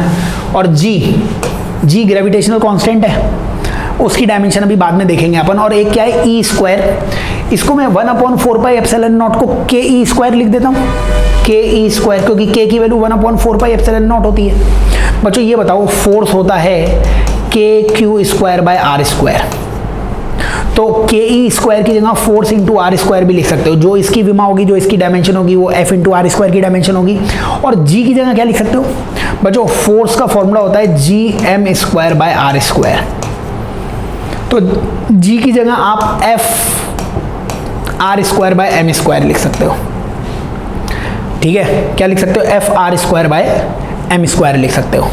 अब देखो सभी ऑप्शंस में KE² इंटू जी, यहाँ पे भी क्या हो रहा है, जी में मल्टीप्लाई हो रहा है KE², जी में मल्टीप्लाई हो रहा है KE², जी में मल्टीप्लाई हो रहा है KE²। किसी एक की डायमेंशन निकाल लो जो अच्छा लगे। मान लो इसकी निकालते हैं अपन, तो ये 1/c² है। c² में तो क्या आ जाएगा, L² T⁻², 1/c²। सी की वैल्यू कितनी आ गई, L2T-2। अंदर क्या है, G इंटू KE²। जी तो कितना था, जी की वैल्यू थी FR²/m², FR²/m²। और KE² कितना था, KE² था FR²। और इसका भी 1/2। ये थर्ड डायमेंशन देख रहे हैं कि इसकी डायमेंशन मिलती है कि नहीं मिलती है। बताओ ये कितना आ जाएगा, 1/L2T-2। और अंदर ये F² है, F² है तो बाहर एक F आ जाएगा। R⁴ है तो R² बाहर आ जाएगा। M² है तो एक M बाहर आ जाएगा। बच्चों R² लेंथ का स्क्वायर से लेंथ का स्क्वायर कैंसिल हो गया। ठीक है, फोर्स कितना होता है, फोर्स होता है मास इंटू एक्सेलरेशन। मास मतलब m, और एक्सेलरेशन होता है कितना, LT-2। ठीक है, F की वैल्यू कितनी आ गई, मास m और LT-2। नीचे m और T-2 और है, नीचे m और T-2 और है, m और T-2 और है। L बाकी रह गया, तो किस्मत ने साथ दिया और तीसरा इस क्वेश्चन का आंसर आ जाएगा। आप और भी ऑप्शन चेक कर सकते हैं कि कुछ आसान से तरीके हैं किस तरीके से डायमेंशन निकाल सकते हो आप। नेक्स्ट क्वेश्चन की तरफ चलते हैं। प्रॉपरली मेथड भी है, इसको प्रॉपरली ऐसे करते हैं हम। एक तरफ तो हमें L⁻1 बनानी है, एक तरफ C⁻x मान लो, G⁻y मान लो, और ये इसको मैं KE² लिखूं तो KE² मान लो। और फिर 3 इक्वेशंस बना लो, सॉल्व कर लो, XYZ की वैल्यू निकाल लो, वैसे भी आंसर आ जाएगा। बट वैसे करो या हिट एंड ट्रायल से करो, किसी भी तरीके से करो, सवाल ज़रूर ये करना चाहिए आपको नीट में। नेक्स्ट क्वेश्चन की तरफ चलते हैं बच्चों अपन। अगला सवाल 178 नंबर का क्वेश्चन। 178 नंबर के क्वेश्चन में आपको माइक्रोस्कोप की रिजॉल्विंग पावर, बच्चों रिजॉल्विंग पावर वो लैम्डा के इनवर्स रेशियो में होती है। तो R1/R2 वो λ2/λ1 आ जाएगी, यानी 3/2 फर्स्ट इस क्वेश्चन का आंसर आ जाएगा। फॉर्मूला बेस्ड क्वेश्चन था, ए के प्रोपोर्शनल होती है और लैम्डा के इनवर्सली प्रोपोर्शनल होती है। आंसर आ गया इसका। ठीक है, नेक्स्ट क्वेश्चन में आ जाओ। अगला सवाल आप देखोगे 179 नंबर का क्वेश्चन। 179 नंबर का क्वेश्चन, हीट एंड थर्मोडायनेमिक्स का बच्चों 2 मोल O2 है, 4 मोल आर्गन है आपके पास, 4 मोल आर्गन है। ए मतलब आर्गन गैस है, टेम्परेचर T पे। टोटल इंटरनल एनर्जी बच्चों, इंटरनल एनर्जी होती है NCVT, तो 2 मोल ऑक्सीजन, ऑक्सीजन बच्चों डायटोमिक है, डायटोमिक का CV 5R/2 आ जाएगा इंटू T, है ना। CV की वैल्यू FR/2 होती है, F की वैल्यू ऑक्सीजन के लिए 5 है तो N की वैल्यू 2, CV की value 5R/2 into T plus 4 मोल 4, और आर्गन बच्चों मोनो एटॉमिक है, मोनो एटॉमिक का F होता है 3, तो 3R/2 इंटू T। बस ये आंसर आ गया। 4 इंटू 3 कितना हो गया 12, और 2 इंटू 5 कितना हो गया 10, 10 और 12 कितना हो गया 22 RT/2, 11 RT इसका आंसर आ जाएगा। इंटरनल एनर्जी गैस की NCVT होती है, ये फॉर्मूला याद होगा तो ये क्वेश्चन आसानी से हो जाएगा। आंसर आ गया इसका सेकंड। नेक्स्ट और आखिरी सवाल की तरफ चलते हैं बच्चों अपन। क्वेश्चन नंबर 180 नंबर के क्वेश्चन में बोला हुआ है रेजिस्टेंस R ओम है और लेंथ N टाइम्स कर दी। बच्चों याद रखना है जब वॉल्यूम कांस्टेंट रहता है वायर का तो रेजिस्टेंस L स्क्वायर के प्रोपोर्शनल रहता है, A स्क्वायर के इन्वर्सली प्रोपोर्शनल रहता है, और रेडियस की पावर 4 के भी इन्वर्सली प्रोपोर्शनल रहता है जब वॉल्यूम कांस्टेंट है वायर का। यहाँ पे क्या कर दिया है, लेंथ N टाइम्स कर दी है, तो डायरेक्टली फॉर्मूला है रेजिस्टेंस L स्क्वायर टाइम्स हो जाएगा, N स्क्वायर टाइम्स रेजिस्टेंस हो जाएगा, यानी N स्क्वायर इंटू R नया रेजिस्टेंस आ जाएगा। फर्स्ट इस क्वेश्चन का आंसर आ जाएगा। तो नीट 2017 का पेपर भी हमने ख़त्म कर दिया है। 2017, 2018, 2019 इन तीनों सालों के पेपर हमने सॉल्व कर दिए हैं। 2019 में 2 पेपर हुए थे, उन दोनों के सॉल्यूशन ऑलरेडी हमने कर दिए हैं, और 2000 से लेके 2010 तक के पेपर भी सॉल्व कर दिए हैं। बचे हुए साल के पेपर वो भी जल्दी मिल जाएंगे। तब तक बच्चों लगे रहिए और सेलेक्ट होइए और इस साल कुछ अपने लिए कीजिए, डॉक्टर बनिए।